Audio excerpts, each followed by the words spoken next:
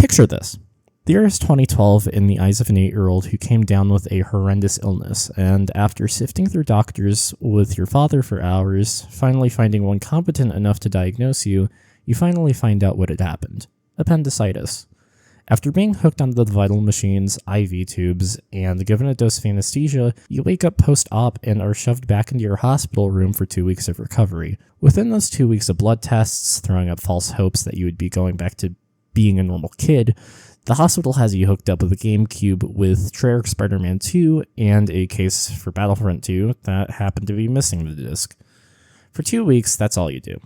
Aside from watching TV and sometimes talking to your mother, who you don't get to see much outside of this event. Watching the TV, you both see a video game come up, unlike anything you have seen before.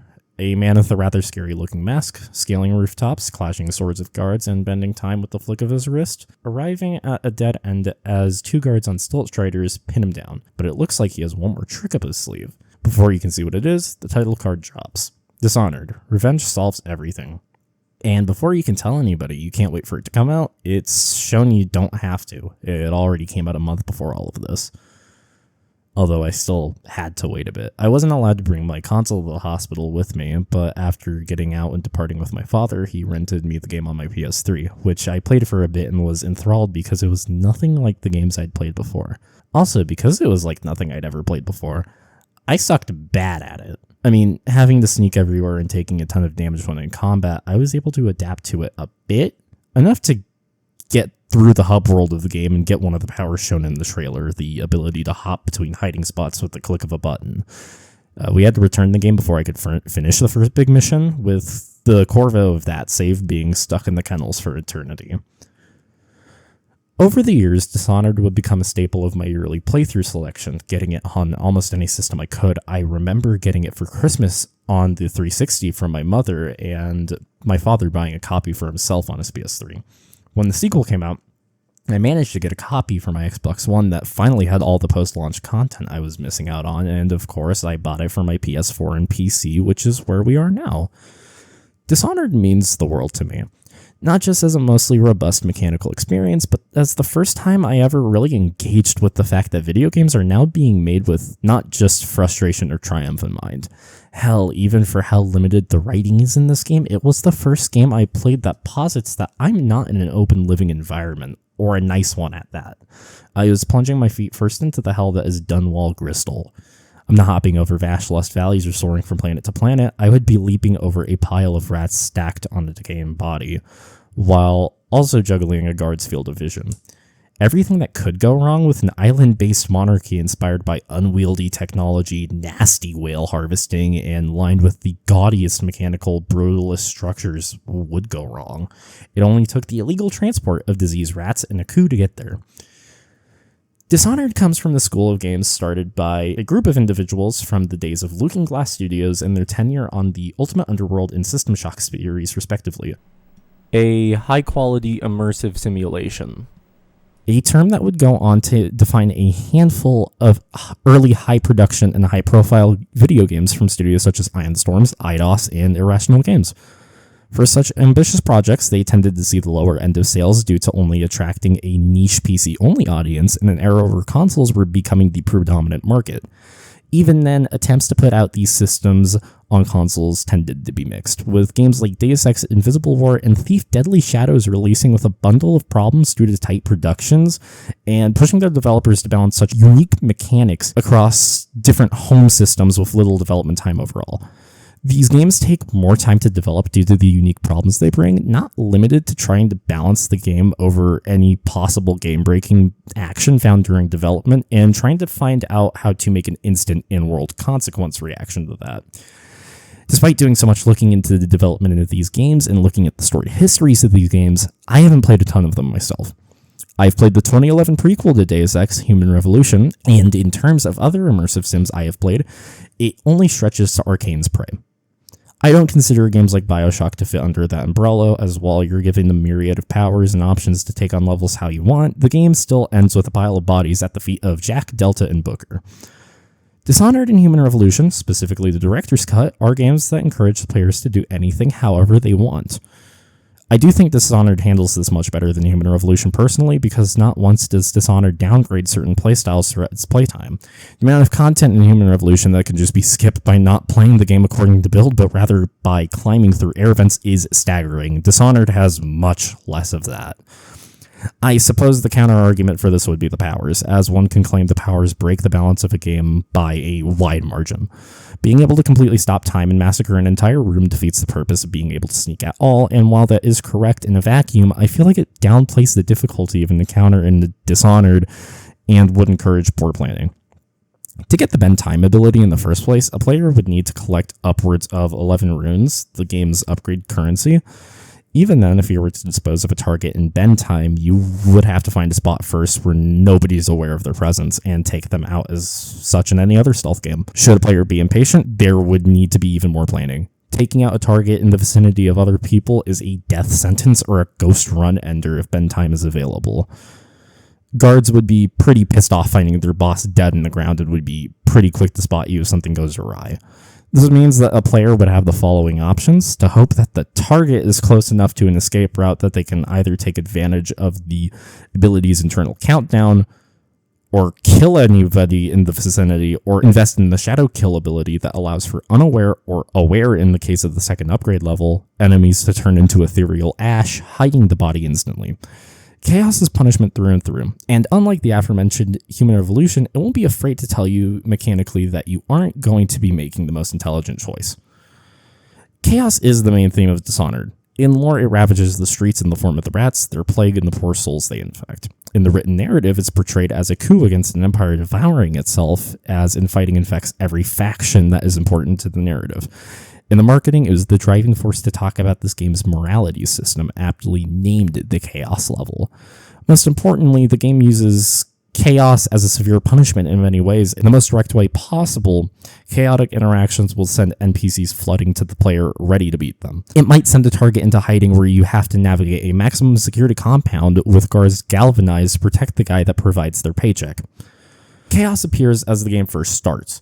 Empress Jessamine Caldwin of the Isle of Crystal sends a letter asking her royal protector and love interest Corvo Attano to come back home to the city of Dunwall as rats ravage streets, causing an outbreak of a black plague.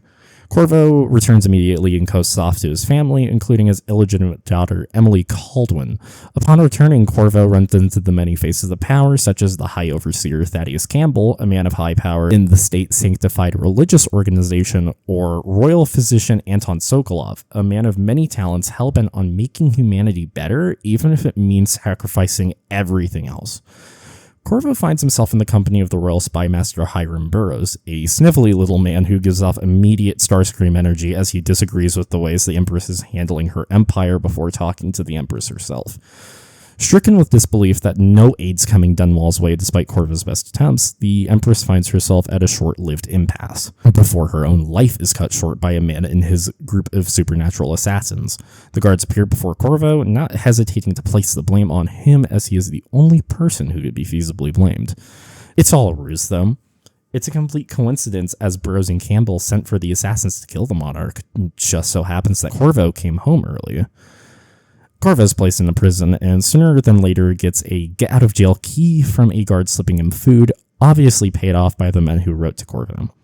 Eager to kickstart a fight against the new empire, these men assist Corvo in his escape from the Coldridge prison walls, eventually uniting and forming a group of Caldwin loyalists to topple Burroughs and his regime.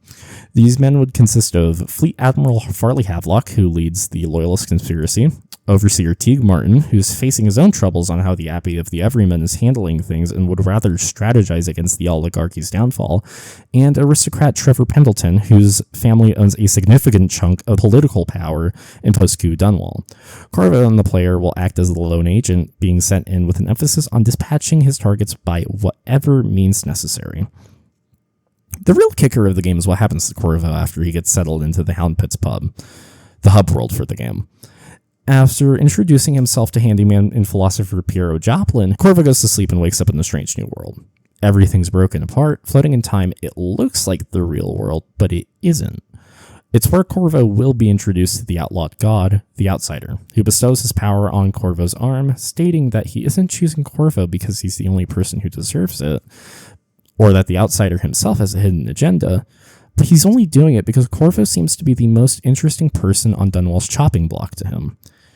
This power that the outsider gives Corvo goes out of the confines of not just the game's lore, but the convention of gaming itself. Corvo can dash between cover and leap onto rooftops with the blink ability. He can summon a swarm of rats with the raise of his palm, smashing enemies in the blink of an eye. Even in terms of inactive abilities, Corvo can jump higher than most FPS protagonists, upgrade every facet of his combat capability, and even turn dead bodies into ash in a second. Corvo is broken. The essence of Dishonored is rather broken by gameplay standards. My first full playthrough went a little like this. I'd blink between sightlines, killing everyone out of sight of anyone else, while managing to collect every upgrade material and coin I could. A little chaotic, to say the least. Targets would not be spared unless the way of dealing with them non-lethally was a genuinely easier option.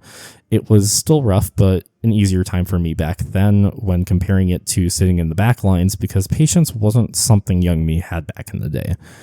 Confronted with the ending of this game, post the betrayal of the Loyalists, the game had made it very clear that this last mission was going to be a struggle. Why is that? Because the game had amped up security because I was going out of my way to be as destructive as I could with my new power. The surviving characters could not stand Corvo's guts. Even good old Samuel firing off around to tell the island where we were. When getting up to Emily, she was struggling to escape Havelock's grasp, fighting with him on the catwalk of a lighthouse. This would have been a tough moment had I already not come to grips with shooting the heads off of guards with the crossbow. I tag his skull, send him flying, and save Emily, who shares the same sentiment with Corvo. They all must die. I sat in that final sequence of events, shaken by the idea that I had made life worse for the city I was trying to save. That beloved friends of Corvo had died prematurely, and that their deaths could have been completely preventable. The plague got worse, the people got worse, and life got worse in the Empire of Isles. But at least I won, right? Over the years, Dishonored's reputation as the game that gives you all the power in the world then punishes you for using them all has soured some discussion on the game. Players will do a playthrough of this game, get the bad ending, and then assume that the game is chastising their usage of the powers given to them. Whenever I hear these criticisms leveled at Dishonored, I can't help but feel like it's the biggest self-out whatsoever. Over the same years, I've tried to perfect my playstyle in the confines of the game and realized that those same people weren't using their powers in a creative enough sense to bypass most enemies. I started with the Ghost playthrough, which incentivized that I don't get caught whatsoever for a shiny trophy. Abusing the save system wasn't something exactly that I wanted to do. I will admit it helped me practice guard routes and look for more complex pathways. It allowed me to go back and reread in a sense to assess everything around me and take in everything deeper. That is also mostly in part due to the excellent art design by in-house artist Sébastien Mitton and the late legend Victor Antonov, whose work on Half-Life 2 would inspire his overall tenure at Bethesda with games like Dishonored and Wolfenstein: The New Order. The brutalist architecture that Antonov's work was familiar with was a great thing to blend with Mitton's understanding of cultural context. Dunwall is very obviously taking its visual inspiration from not just Great Britain, but also the other art to come from there as well. It's one thing to stack your horizons with oppressive slabs of concrete and metal, but it's also another thing to litter your streets with excessive disease and comic religious fanaticism, with guards shouting prose that wouldn't feel out of place in other British grimdark fantasies, such as both of the Warhammer franchises. Antonov was an artist who wore his inspiration on his sleeve, and Mitton is so great at conveying a fictionalized setting similarities to the real world that makes it feel grounding and familiar, all while balancing the fact that this is a game where I can possess rats and talk to my dead wife's heart. Every single moment of this game looks like it could be captured by an oil painting. Not a new statement, but the next time you play Dishonored, just turn your HUD off and look at a random vista, and you will see exactly what others and I mean.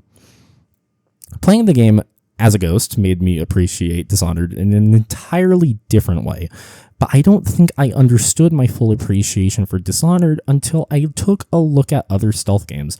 Splinter Cell comes to mind. I took a look at Splinter Cell for a different project and came out of it just amazed, and honestly more compelled than what I was playing for that project. Sorry, not sorry, Watch Dogs fans. The sneaking was still so sublime, even if it was the same stop and go and make sure to quick save gameplay loop that I was familiar with already, just more tactile and eager to get a player's brain jogging. Now, Splinter Cell has a much different gameplay loop than Dishonored. Arcane wanted to steer Dishonored away from being a game that has one solution. How much that succeeded we'll talk about later. Splinter Cell has the opposite approach, to stay in the shadows as much as possible, finding a way to crack the puzzle of an encounter without being seen at all. One thing that Splinter Cell has taught me that I want to apply to more video games and media is restraint. While Splinter Cell might not have any compelling plots as a series, I was captivated by the takes on main character Sam Fisher during his first and third outings, a guy who understands when things go south he has to get dirty, but he's going to try his best to make sure things don't ever get like that. Ever since playing Splinter Cell 1, I've tried applying that restraint to all of the games I play. I'm going to blow a few people's minds here, but Dishonored has a non-lethal knockout button. I know, shocker. With the way that people talk about this game and show this game off, you'd think otherwise. But the option for immersive pacification or total bypass is there. Hell, the first person you can test it out on is the guy that slips Corvid the key at the beginning of the game. Here, you can choose to kill a guy who has chosen to help you or put him to sleep. His fate's in your hands, but you can attempt to make things a little bit better by maybe not stabbing the guy who gave you freedom for seemingly no reason. Going into full combat here presents a small challenge, as depending on if you did kill or knock the first guard, the two guards here are bound to cut down a powerless and weak Corvo unless you manage to get your hands on a sparkling new gun or just run away, which at the point, the prison will be alerted to your presence. This room, and I mean this room, is one of the most important rooms in the entire game. It's where you will choose to leave your mark on the world, and it is where the game will let you.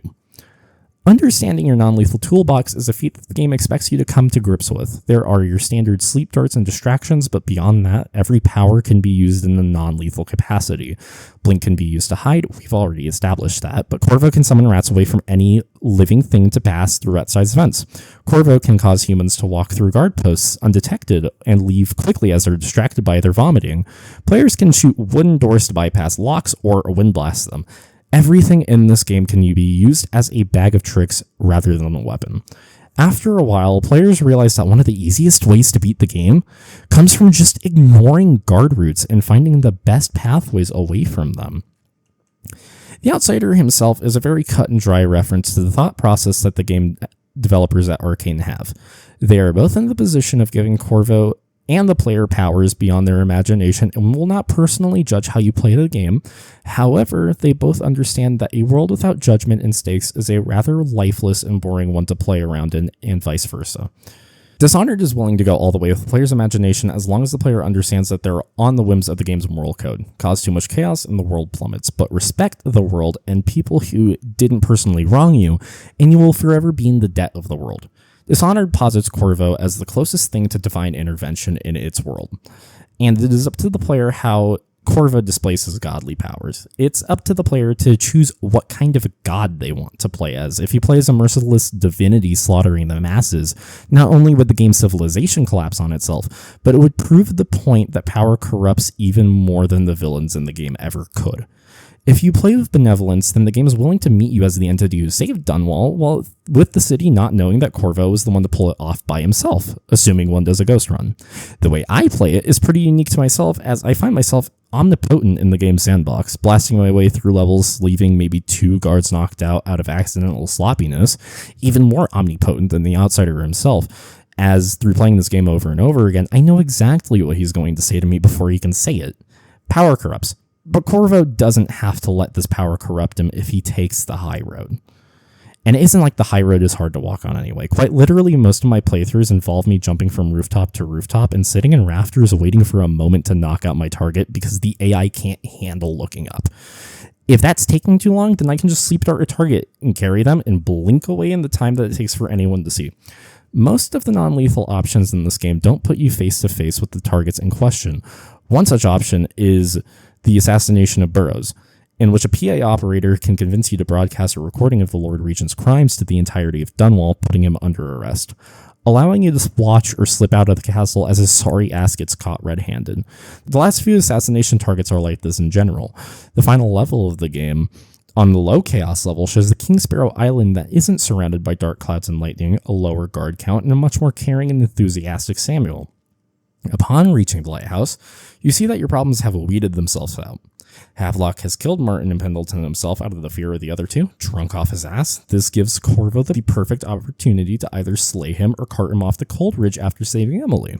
The most interesting encounter in the entire game comes when the player comes into contact with the actual royal assassin, a man named Daud. He doesn't seem to show any regret for taking the life of Corvo's love, opting to lock Corvo away as they both carry the same mark.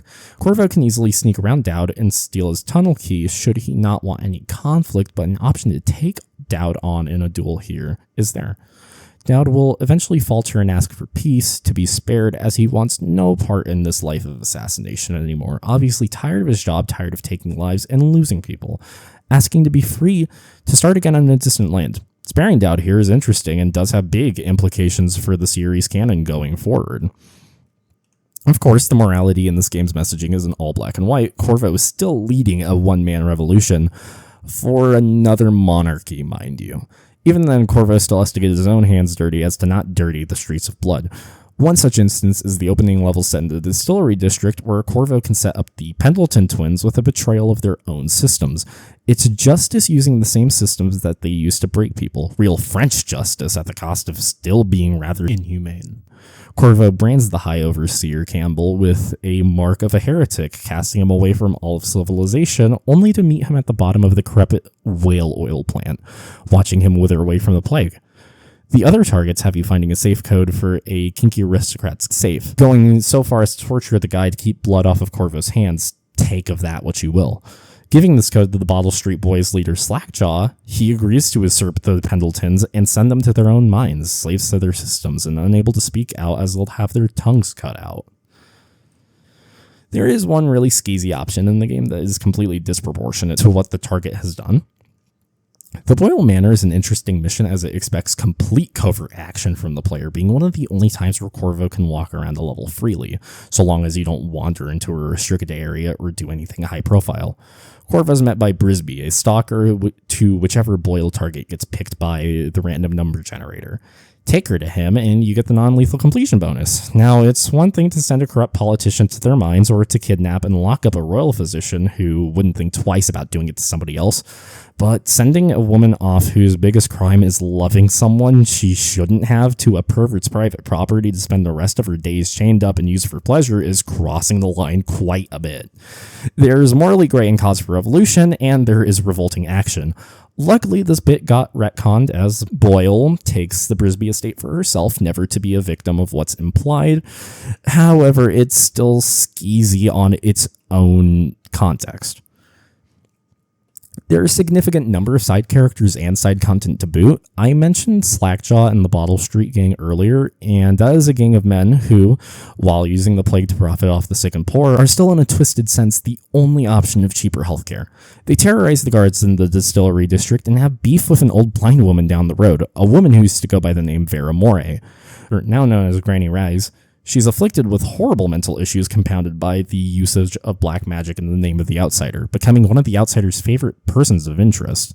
The two can use Corvo to get at each other in varying ways until it boils down to Granny Rags boiling Slackjaw in a cauldron classic witch style. Corvo can intervene, help with the stew, or even just ignore both of them completely. I'm talking about the game's storytelling, but I'm not mentioning the actual spoken word of the plot for a simple reason.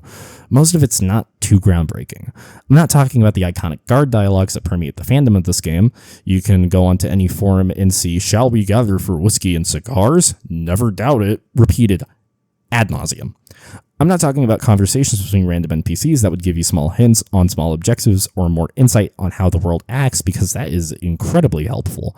Hell, I'm not even talking about the reading material scattered throughout the game, which I took time to sit down and read. It's fucking heat for the most part, and gives a comprehensive lore to a world I've fallen madly in love with. I'm talking about the plot itself. Dishonored's plot is paper thin for a game that's supposed to be about caring about one's country's revenge. The betrayal of the Loyalist conspiracy is a great story beat and gets the player pumped to get back at the three weasels, but after everything's cleaned up, you sort of realize that the men behind the betrayal have no real interesting merit besides the betrayal itself. You don't get to know Havelock himself outside of briefs, and I'm not gonna lie, I tend to forget who Martin is, despite his position in the game having the possibility to be the most interesting. The only loyalist I find intriguing is Trevor because he actually has a character and a full arc. He's a complete weasel, sending Corva not only to duel other aristocrats in a time where dick measuring contests should not be a priority, but also send him to do dirty business with his estranged family. You do see how all of this affects him. He does become more paranoid after his brothers disappear, and on a high chaos ending, he actively taunts Corva while bleeding out, making his last words those of hatred over reconciliation. A couple of other great characters from the main plot, aside from Trevor, are Piero and Viktor Sokolov, the famous scientist and philosopher who is responsible for the tech that keeps the citizens of Dunwall on their knees now. Piero is an anxious shut-in, inspired by the works of Sokolov, seeing as how he can use his ideas for Corva's revolution. He isn't perfect, he refuses to see the humanity behind the other end of the gun and has some perverted tendencies, but is a valuable asset to the team. Sokolov becomes a member of the Loyalists by force after Corvo kidnaps him from his home as he experiments on living people until they outlive their usefulness. Sokolov's dilemma as a creator is interesting. He is supremely capable of leading the entire world into a better tomorrow, but only sees the present tense for humanity. His expenditures have left Dunwall in a whaling crisis, killing off most of an intensely beautiful species for walls that vaporize people. He seems very unbothered by it, so any conversation with him is carried by an air of pride, without him being privy to the pain he's caused others at all. Other than that, the plot remains rather paper thin. The villains are generic, and most of the plot is distractingly mechanical, as if you're being talked to about the plot rather than being given a compelling story outside of interacting with the characters I have mentioned. It never gets in the way of my love for this game's world and art, but a little bit more time in the oven there would have been nice. For the most part, the game's moral identity of using creativity to solve bloodless problems and taking a higher road than using unchecked power for chaos is strongly bolstered by the art itself. I've mentioned mechanical synchronicity, but I haven't talked about how the morals of Corvo affect the people directly around him. Emily's a little generic, yes, a bit of a gotcha character, as now the player has to act their best around her, otherwise they'll rub off on her. It's cheap on the surface, as it feels like most games around this time relied on that child character for a moral compass and storytelling, but because your actions have a direct consequence on Emily's thought process and eventual reign, it can feel like it has paid off. On a much more interesting note, Corvo's team will react to him differently over time, specifically Samuel Beechworth, whose personal morals shine through as closer to good than most people in Dunwall, never intending to betray Corvo for any ulterior motives, but caring about him if he cares about the world. For the first time, you see both of these characters' responses to Corvo's actions. They can come across as faithful and interesting, but sadly, everything does kind of fall apart in repeat playthroughs when it comes to how the game handles its systems. Dishonored frequently says that high chaos is too much chaos, but never really knows how much chaos is too much or what could cause chaos aside from killing. High chaos as a concept of punishment is really interesting at first. Admittedly, if you're doing your first run of the game completely blind, being taken off guard that you are gunning towards the utter destruction of Dunwall is captivating. I know it's what convinced me to keep replaying the game all those years ago, yet on repeat playthroughs, I can't help but notice the dissonance between high chaos as a concept and high chaos as a playstyle. I still think the easiest way to play through Dishonored is taking the rooftops and avoiding as much casualty as possible. Almost to a fault, honestly. You can see when that is the preferred theme of the game, engaging with it in such a fashion all the time can leave you realizing that the world has nothing to offer a player who's perfected their roots. It's a simple snatch and grab through and through. A level that once took a player an hour is cut down to a measly 5 minutes every time. I feel like this is most egregious in the Caldwell's Bridge level, the most intensely linear level in the game where you walk down from point A to point B in a tunnel. Every single run of Caldwell's Bridge feels exactly the same, so much to the point where I was actively missing out on areas that weren't just important to the grand scheme of things. Sokolov's house is one example, a beautifully rendered house 3 stories tall and clashing against the decrepit tenements. Sokolov's house is begging to be explored, but also begging to be skipped, as you can easily climb up a chain to his balcony where he carries out his experiments. I'm not going to lie, I didn't even know that every room in the mansion could be explored until I started to make this video, because there's just no reason to at all. Another level that gets cheaper with time is the return to Dunwall Tower, overseen by Lord Regent Burroughs. At first glance, Dunwall Tower seems infeasible to scale. due to the overabundance of guards, posts, and tall boys roaming around. At first, Dunwall Tower is a sprawling level filled with so much going on, you can even find the guy responsible for torturing Corvo in the depths of the tower. Going up to the top of the tower lanes burrows in your hands as he surrounds himself with walls of light and tall boys. This is where you can kill him, but as for the non-lethal option, we have to go back down to the main foyer, finding the PA officer, and giving him the recording that you can put Burroughs back down to ground level as he's getting arrested. And it is rewarding to see that you can manipulate the game to your whims. I love that part about Dishonored, but I still have to ask, what happens to the rest of the level? No more scaling entire towers. If you find the maintenance hatch, you can make a quick and stealthy entry and escape. While rewarding in the beginning, Dishonored starts to feel like its other stealth game contemporaries on repeat playthroughs, and while there is a myriad of options given, it's clear that there are just much better routes than others, not just by playstyle, but all around. The worst offender of this level design is Lady Boyle's Last Party, another level that plays out exactly the same almost every single time. You can scale the fences to get in the party, but why would you do that when the game hands you an invitation as soon as you get close to the manor? Why not make me work for it? Like, search the dilapidated homes or a guard post instead of just giving me an invitation. It cheapens the experience of finding alternate routes because why would I want to go do something else when the game just will give me a free pass?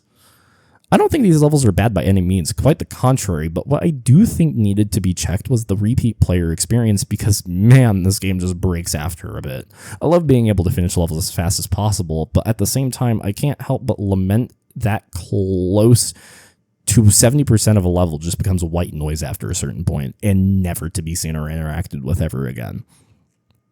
Looking at High Chaos as a playstyle, it's easy to see why people prefer it, even if it does go against what the game is trying to say. I know I am preaching to the choir here, but take a look at any of Stealth Gamer BR's videos and tell me that his routing of the game doesn't look captivating to try once, except you can't legitimately.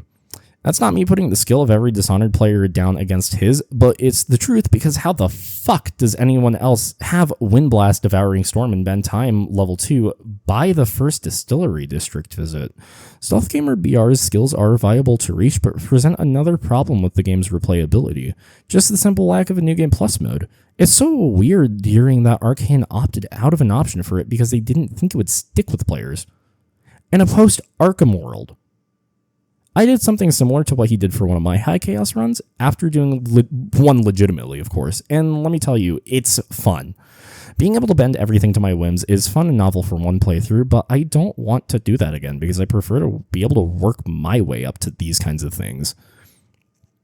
In my first High Chaos playthrough this session, the one without the cheated save, I had a really interesting string of interactions that broke a part of my perception with this game.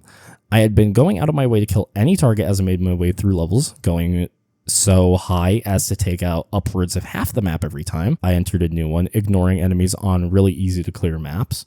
You see, Dishonored has a calculation system in place to determine how much an action in the world is worth in terms of chaos level. The Reddit user No You Didn't has a nice write-up based on the research they use to calculate the minimum of NPCs that are allowed to be killed to keep chaos low. According to this list, a minimum of 41 civilians or targets are allowed to be killed to keep chaos low, which is insane considering the amount of civilians you will already come across. That number is really low. What hits me even harder is that you have to kill upwards of 141 hostiles to skim the lines of High Chaos, which is a shit ton of bodies that posits the moral high ground for the best of humanity. Yes, it's confirmed that in later canon, Corvo isn't a pacifist. Being depicted with killing on his missions and when backed into a corner proves to be ruthless. I can see Corvo having a few bodies, no doubt. You do see him killing at the beginning of the second game. Corvo didn't become one of the greatest swordsmen in Karnaca by pacifying his enemies, but 141 enemies seems like way too much for the game that wants you to be creative with your infiltration. I don't think that High Chaos is a punishment system anymore. In fact, I believe it to be a poorly implemented morality system that's based on binary choice rather than intriguing concepts. That binary choice is only killing. There are no actions in the game that are High Chaos themselves, not even the ones that should be High Chaos. When meeting Granny Rags for the first time, she asks you to poison the still that Bottle Street Gang uses to make distilled Sokolov elixirs. As predatory as Slackjaw is, the Poor Republic still relies on these for medicine because how else are they going to get anything?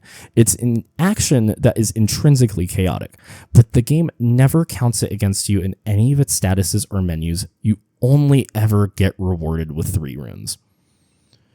The only real high chaos action in the game is the one given to Corvo by Piero and Sokolov in the penultimate mission in the Hobbit's pub. Mind you, while enacting this, I still managed to remain in low chaos despite clearing a massive chunk of the population. Corvo has to signal Samuel with the flare, but needs to clear out the entire base before otherwise he risks being found. The two inventors ask Corvo to help them finishing their biggest arc pylon, and then ask Corvo whether they should set the frequency to knock everybody out or fry everybody that isn't tuned within the frequency or are outside. I chose this playthrough to fry everyone, and those 16 guards were enough to turn the ending around on me despite the rest of the game being cleared in low chaos. Do you see my problem here? 141 characters dead is crazy work for a game that otherwise really wants to use high chaos as a different ending. Samuel even says that you have to go out of your way to have caused that much damage, and he and the game are right on that. But what I find so funny is that if I didn't fry those 19 guards, then the game would have been fine with me slaughtering upwards of 120 of them. It is so oddly mechanical for a game that otherwise wants you to weigh the value of human life and choose what it means to you, for the game to meet you at that conclusion and welcome said conclusion at all times. However, those calculations aren't done by a player's morals and interactions with the game, but a rather deranged and thematically inhuman algorithm. When people say Dishonored is two games, they don't mean that Dishonored's low and high chaos playthroughs are two different experiences, because truly they do not change much of anything gameplay-wise outside of the last mission by playing differently and putting more guards on patrol. Dishonored as a moving oil painting is a macabre look into morality and the worst of humanity, while also giving you the tools to handle your own identity while the game meets you wherever you choose to land. Dishonored is the statistics first video game experience is a classically driven stealth game that shoves a stats menu in your face telling you exactly what ending you are on track for, and in the same breath tells you that it doesn't think you have murdered enough people to get the dark ending. Despite these few problems, I think overall my experience is positive enough to consider this game one of my all-time favorites for how emergent its gameplay is and how its events do incentivize more creative ventures than most of its peers. All three DLCs for Dishonored capitalize on what makes the base game so damn special through and through, and that includes Dunwall City Trials to an extent. Dunwall City Trials takes influence from the side modes of other games such as Call of Duty Modern Warfare 2 or the Batman Arkham series. In this collection of 10 challenges, you must use your knowledge of the game's interactions and mechanics to get the best scores you can get. The challenges range from 4 types: stealth, action, mobility, and puzzle, with the first 3 types getting specific expert variants should the player reach a 2-star threshold on their respective normal mode. These are fully separate from the main story, not holding any moral weight against your actions, just you, your powers, weapons, and the enemies in front of you. Taking a look at the stealth challenges, Mystery Foe is a nice game of Clue that has you searching for written clues that lead you to your assassination target. While its expert mode puts these clues on wandering guards in harder to reach locations, I felt like my biggest problem with this challenge just happens to be that it shows the game and the series' over-reliance on quest markers. While not immediately marking your target after every clue, there should have been no quest markers for finding the clues themselves. I don't think turning them off in the options menu counts when it is very obvious that the mission structure is balanced around it. Burglar is a callback to Thief, in which a player must steal 6 Fabergé eggs while also trying to steal as much coin as possible. Killing or knocking out enemies takes potential points away, and getting spotted 3 times resets you. The expert mode challenge for this one is an interesting one, as it takes all of your powers away, including Blink, which even the base game dared not to take away. It's easily my favorite challenge out of the entire bunch. The action challenges are a tad bit generic, but dealing with Dishonored's robust fighting system is never a bother. Back Alley Brawl allows players to experiment with different powers and fighting styles that they probably otherwise wouldn't have in the base game, and the expert mode variant bumps up the combat difficulty to its hardest, while also making enemies aware of your presence immediately, and this is also honestly a runner-up for my favorite. The 2 other challenges aren't too interesting, as they're both target practices, which I feel like even Arcane agrees with because they don't get any expert mode variants at all. The mobility sections engender quick reactions when it comes to the game's parkour. Blinking fast between objectives and running obstacle courses can be fun sometimes, but sometimes the game jinks out a little bit too hard, kind of making these the least favorite of the bunch. Not just by me, but most of the community. You go on forums talking about Dunwall City Trials, and nobody likes these at all. The worst offender is Kill Cascade, a mode that is reliant on your use of the drop assassination technique to survive otherwise deadly falls. The problem is that you can't queue up the kill anywhere above the enemy. You have to time it right, which wouldn't be a problem if the window wasn't so damn tight and specific. I refuse to do the expert mode for this one, honestly, and the other two modes aren't anything to write home about either, with just both of them being obstacle courses, one of them with no end unless you completely drop the timer. The puzzle challenges have no expert mode, as these challenges are only here for fun to test your brain out on your kill chain knowledge. Kill chain puts you in a room of enemies and you have to kill an enemy within 4 seconds to keep the kill chain going. Drop the chain and you fail with the option to restart. Bend Time Massacre is the same concept, but to get as many kills in one bend time usage as possible. Dunwall City Trials does get slept on quite a bit. It also does get its right amount of shit. But I promise that if you are like me and have drained this game's content and haven't done these yet, then you're missing out on a couple of hours of nice variation and deviation from the base game. The final 2 DLC packs of Dishonored coalesce into a sort of full-blown new game using Dishonored's design philosophies while looking towards the future of the series. Being about 2/3 of the standard Dishonored experience, sans the smaller aspects like hub worlds and the tutorial, the Knife of Dunwall in the Brigmore Witches would be a stopgap for giving diehard fans a new piece of content to hold them off for the next 4 years where we wouldn't see any Dishonored content outside of books and comics. Instead of controlling the Royal Protector and cutting down an oligarchy, players would see the story through the eyes of the royal assassin Daud, a cutthroat mercenary whose last job left him with a longing feeling of regret and anguish towards his feelings of using the mark. The Daud expansions take a moment to divulge from the silent protagonist angle of the base game, with actor Michael Madsen reprising his gravelly, mournful role. A choice that wouldn't go wasted whatsoever, because I feel as if this decision helped ground players like myself closer to the world, and in turn kept us intrigued in the written narrative, which itself is written with solid intrigue this time around. Daud is still mechanically similar to Corvo in the core gameplay at almost every turn, being able to blink from place to place, having the ability to see through walls, and stopping time on a whim. His auxiliary abilities are the exact same, letting him double jump, adding 2 fatal finishers to the core combat, being able to turn bodies into ash, and so on. The difference is that Daud's powers feel more like an evolution of Corvo's base kit. Daud can stop time while blinking, allowing for on-the-fly decision-making for people who had trouble using blink in tandem with free running. Since Daud doesn't have the heart, he can see runes and bone charms with his dark vision, making his dark vision much more palpable for people like me who hate when detective modes are shoved into games that they don't need to be. Bend time stays relatively the same, as it didn't need any tuning whatsoever. The only new power Daud gets is the ability to summon a whaler at any time to deal with guards in a sticky situation, rather useless for stealth, but a new option for the core combat nonetheless. Later on in the DLC experience, Daud gets the option to telekinetically grab enemies or items a la Half-Life 2's gravity gun. And while I didn't personally find a whole lot of use for it myself, it is still a very interesting and vital tool in Daud's kit and distincts him well enough from Corvo as is. The sandbox is much more refined in these DLCs, both in the context of what the players and Daud can use, and the enemy variety of themselves. For the most part, every other mission will have you come across a brand new enemy type, guard behavior, or world reaction with a variety that the base game rarely ever saw. From the whale oil powered buzzsaw wielding butchers to the titular Bridgemore witches who use the plant life and dead around them to fight alongside them. While buying upgrades at the beginning of levels, Daud can use new mine variants and call in favors from other assassins and merchants. These favors range from being able to salvage extra runes, buying your way into restricted areas and guarded safes, and setting up distractions and lethal traps for later use. Dishonored's biggest problem on replay was the lack of incentive to go explore past your first playthrough, while the Daud expansions engender more exploration through these mechanics. The Daud expansions are easily my favorite part of Dishonored, outdoing what the base game did most of the time and looking towards the future with bright eyes. Low chaos gameplay feels like it has shifted context. Instead of Corvo's approach to dishonoring a target with brutal efficacy, Daud takes a much more considered approach to the way he handles his chaos. He's deeply positioned in the gray area considerably more than Corvo was. Corvo being blamed for the Empress's death and Daud being directly responsible for it puts the player in the position of redeeming a character for a crime they did commit. As in standard Dishonored fashion, the way they decide to get up there is up to them.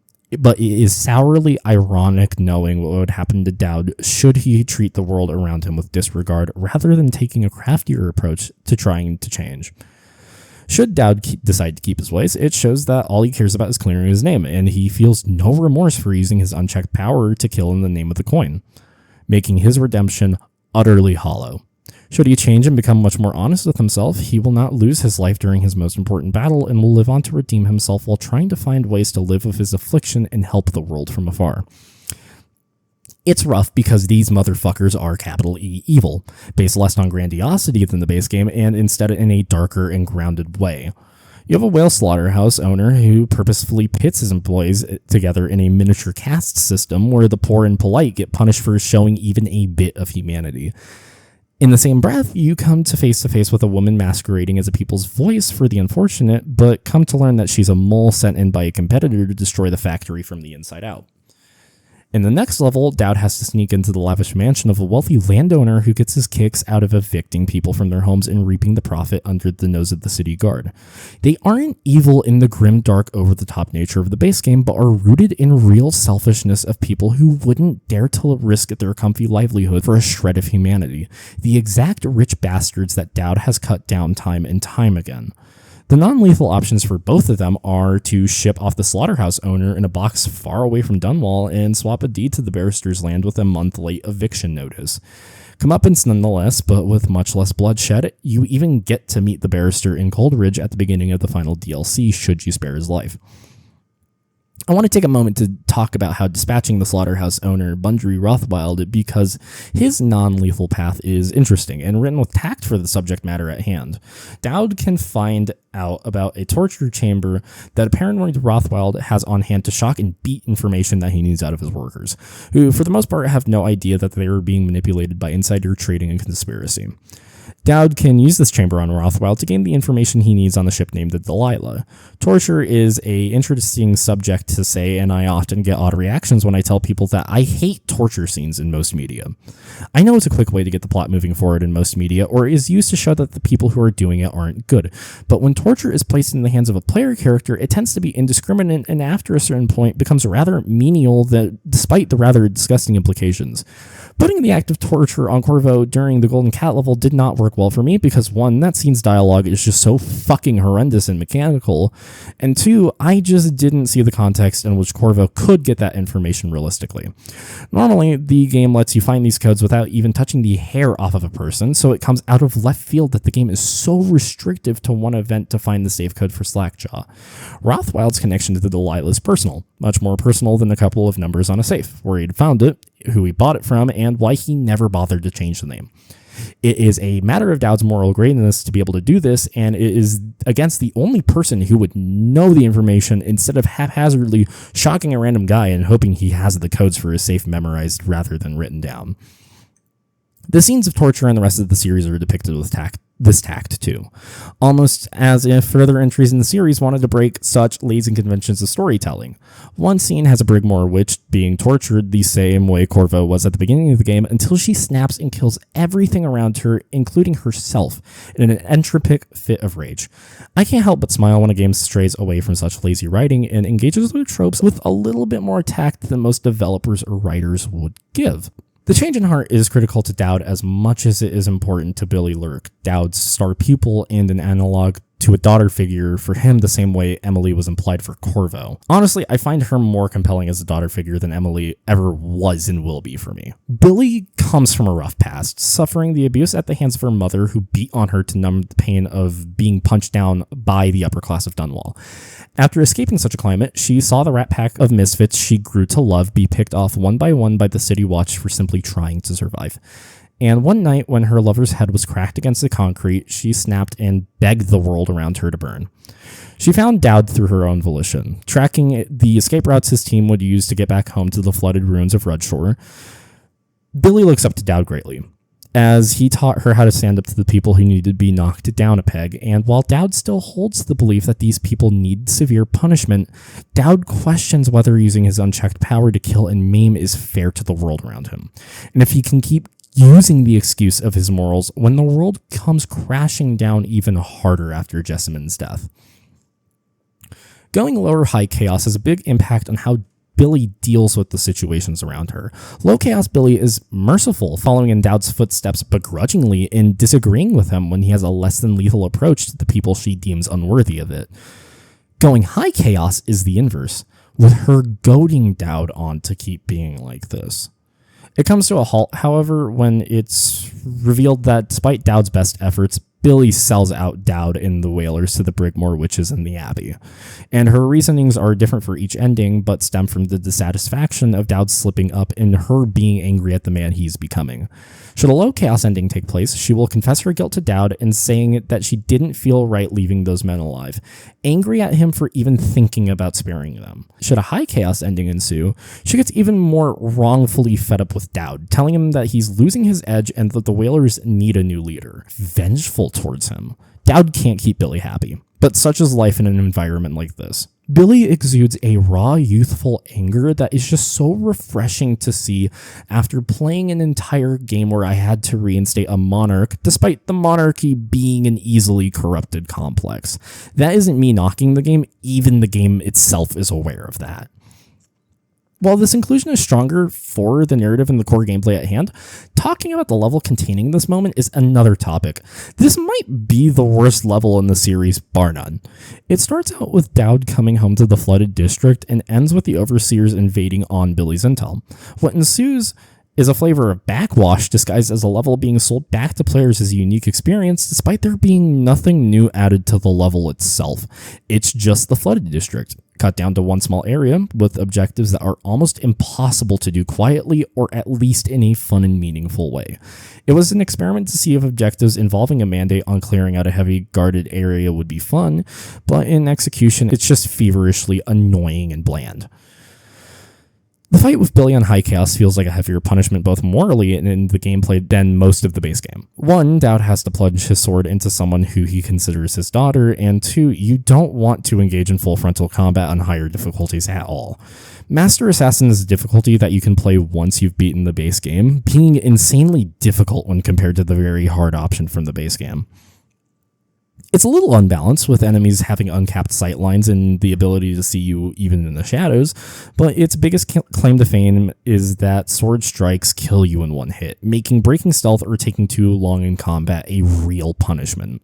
While I don't like the aspect of uncapped sight lines, I do think Master Assassin is a much more compelling difficulty than anything presented before, despite its growing pains, and that is heightened by just how brutal Billy's fight is in this setting. It isn't meant to happen. Master Assassin is a difficulty for the people who would rather avoid engagement at all. That level being pretty awful is weird work, considering just how interesting the first level of the Brigmore Witches is, despite it also being recycled content from the base game. Daud goes to Coldridge Prison to free a ship captain and gang leader named Lizzie Stride in the hopes that she can get him to Brigmore Manor, and in this level, Daud can sneak through the entire facility, or he can don an Overseer outfit and gear to get easy access to the courtyard and front gate. A ton of the consequences, not just from the Knife of Dunwall, but the base game, are on full display. I've already mentioned Barrister Timsh showing up here, but the game lets you witness the aftermath of Corvo's escape, letting you hear about the prison, finding out about the guard that let Corvo out, and even executing him and his team in an easily missable event, something I missed entirely until my most recent High Chaos run. It's intriguing both from a narrative standpoint and from a look at your evolved power dynamic to go back to the place where everything started, and it is done with grace. The second level of the Brigmore Witches is my favorite level in the entire game, and you can see why this was the springboard for most of the level design going forward in the series. The Draper's Ward Riverfront is home to 2 dangerous street gangs, one being Lizzie Stride's Dead Eels gang, and another named the Hatters, who are being led by a man named the Geezer, an enigma of modern medicine as he is revered in public for living such a long life. It's well known in the gangs themselves that the Geezer's life is that of immobility and suffering, as his body's so connected deep into the security systems of the Hatters HQ that turning out the power would kill the Geezer, and the failure of his life support would cause a catastrophe in the ward unlike no other. The 2 factions war constantly, giving way to scripted moments that feel like dynamic battles that you can step in and change any way you want, or you could just ignore them and let them kill each other. After giving control of the Dead Eels back to Lizzie Stride, she sends Daud on a mission to steal the power cell back for her ship's engine. The only problem? The Hatters are using it to power the geezer's life support after their water wheel stopped working. While the dead eels are neutral to him, Daud still has to somehow sneak into the textile mill and convince the geezer to cut a deal for the power cell. Daud can then talk to the geezer's nurse, who can also cut him a deal with him so long as Daud gets to fix the water wheel. Should Daud dispatch the nurse by any means necessary, he can talk to the geezer himself, who is so fed up with living like this that he wants Daud to unplug him, killing everybody except for Daud should he manage to craft an antitoxin for himself. The level of choice presented here is insane. The implications for a low chaos Daud are interesting too. Killing off every one of the Hatters would be an intrinsically high chaos option, but the goal of a low chaos playthrough is to use the powers you have in manipulation to play a trickster role, minimizing the amount of contact that you would need with people. Ignoring the geezer, despite his suffering, is integral to keeping a low profile, but it also risks the Hatters growing and terrorizing more citizens should they grow outside the ward. And that they do. You see some Hatters roaming the streets of a post-coup Dunwall in Dishonored 2. This is what I want from the series. Some hard-hitting moral choices that aren't just about death or plunging your blade into someone yourself. A choice that isn't bound by an algorithm by your discretion with the heavy implications in the future. I know that the base game has some of them, particularly dealing with Campbell and Granny Rags themselves, but I want the whole experience to feel like that. Divinity is a twisted concept in the Dishonored universe. The only god whose existence is concrete is a bored child whose engagement with this world isn't beneficial or detrimental overall, but for his own entertainment. He anoints bastards and people down on their luck, and those who are touched by his presence aren't preaching about it, but are ripped apart mentally by the void and roam the world broken and blind.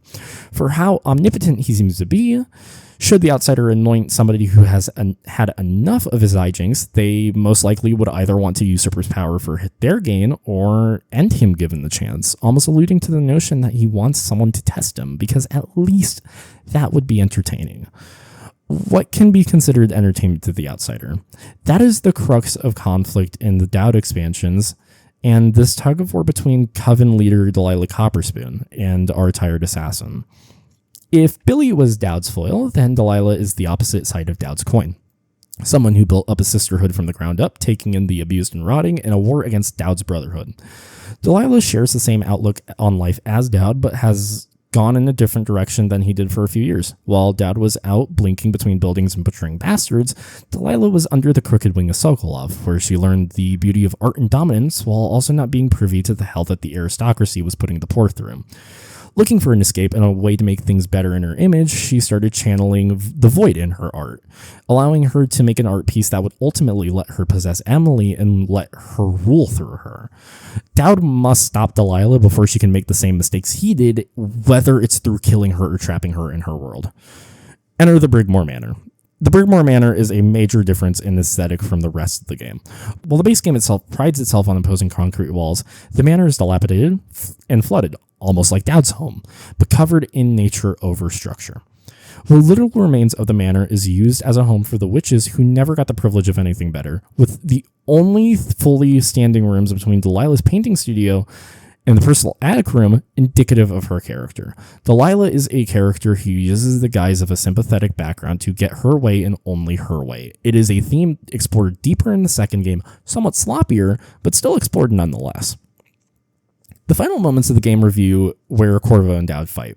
If Daud was more merciful, then he cultivated a world that was merciful too. The consequences of the chaos mechanic in theory should be stronger due to both the lengths the game goes with two big moments that are impacted directly from the system and the length of the game itself. Playing the DLCs in a vacuum can prove this theory solid, as you could not get away whatsoever with killing 100 plus individuals and get low chaos within 3 missions. Hell, there are even high chaos actions built into the game this time around. 2 in the first DLC with blowing up the slaughterhouse and giving the whalers the task of executing every last overseer invading their home, and 1 such choice in the second DLC where you can gas out an entire gang by destroying their biggest weakness. In theory, these fixes should make the chaos system stronger, but mind you, I killed upwards of 15 to 20 people every mission and still ended with Corvo sparing my life because I did 1 mission where I wasn't able to. It's still algorithmic and sloppy, despite the band-aid fixes. Actions sort of revolve around Daud the same way they did in Corvo in the base game, and it makes me wish that the Whalers could have had a stronger presence in a Corvo High Chaos run, because it doesn't make too much sense for Corvo to know if Daud has changed that much, because Corvo doesn't even know who Daud exactly is. There's no mention of Daud in the base game outside of the 7th mission, and the Whalers appear only once in the actual levels before then. For Corvo, it's a matter of forgiveness, and it makes sense in his campaign, but for Daud, mechanically, it doesn't really make any sense unless the series was building for a bigger canon, and as sloppy as the implementation of this ending was, the growing pains of making the future canon for 2 rather self-contained stories wouldn't stop here. It was a no-brainer that Dishonored would get a sequel in some capacity. There was so much room for improvement on every single end that letting Dishonored off easily would be a disservice to how intriguing the first game was. What I didn't anticipate the first time I played it when it came out back 8 years ago was how different it was going to be from the first game. A new character and some new game feel were to be expected, but the entire structure of Dishonored's core formula was about to flip on its head. Much to the dismay of many people, and people including me at the launch of this game. I felt odd about Dishonored 2. It was the first time I really ever felt like a sequel had disappointed me in some ways while generally still loving the end product. Dishonored 2 was fun. It looked pretty. I loved playing as Empress Emily Kaldwin with her ability to just fucking yank people out of the air or her ability to turn into a shadow monster. I loved how Corvo felt returning to the series, getting new enhancements like being able to kick people from a blink or control the way time dilated manually and bend time. All of these things. But something was missing. I had always preferred the first game to the second game, and I had seen and heard cases of why other people preferred Dishonored 2 over its predecessor. Mind you, I hadn't played the Daud expansions until I got Dishonored 2's Collector's Edition, which sadly I don't have anymore. Even after completing Daud's story post-Dishonored 2, I still felt like something was deeply missing to the point where I couldn't enjoy it as much as the first one.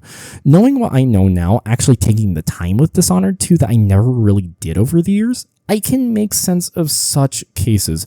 Returning to Serkonos felt me with a sense of wonder and curiosity, something I haven't felt while playing Dishonored 1 in a while. I can play the first game inside and out just fine, but there are still things about Dishonored 2 that catch me off guard to this day. In my 3 most recent playthroughs of Dishonored 2, I found myself enjoying it much more than the first game mechanically, as it does fix up the problems that I had with the first game, but also shifts the design mechanics that just to something that just isn't Dishonored 1, which I think honestly is a good thing. Variety in the series is necessary for it not to go stale, especially with something as unique as Dishonored. Dishonored 2 shows itself to be radically different from the design of the first game right off the bat with its tutorial. Instead of getting a diegetic tutorial, you can opt for a more traditional tutorial where Corvo trains Emily in the basics of rooftop scaling and self-defense. The diegetic tutorial itself is an escape from Dunwall and is a much tougher state of affairs than Coldridge Prison was. Guard positions are tighter, there's much more to explore off the beaten path, and stealth players get punished for not taking their time, unlike the first game. A second tutorial is then brought upon the player, teaching them how to move around levels with the freedom they want, while also showing them the different types of side quests, events, and collectibles they'll stumble upon. Further shows off the game's desire to break away from the quick and easy levels of the first game with something much larger with a ton more to do. You can help a gang member extract a dead body from the Abbey to pass the train lines unscathed. You can waltz through a blood-fly-infested apartment and find supernatural upgrades, and nothing is stopping you from saying fuck it and just blinking between people and cutting them down. I will say this. Dishonored 1 is a game where you perfect stealth routes until you can breeze through levels with a couple of dozen clicks. Dishonored 2 is a game where you need to take your time and experiment with every single route because one size truly doesn't fit all of the sandbox anymore. The stealth itself has improved drastically, with the AI not breaking horribly whenever your character is positioned above them. They're persistent, and on very hard and custom difficulties, they can be a genuine challenge rather than an annoyance. You can tune the custom difficulty to have the same parameters as Master Assassin from the Daud expansions, letting enemies have uncapped sightlines and all that jazz, but I opted to keep that off to preserve the integrity of the very hard difficulty.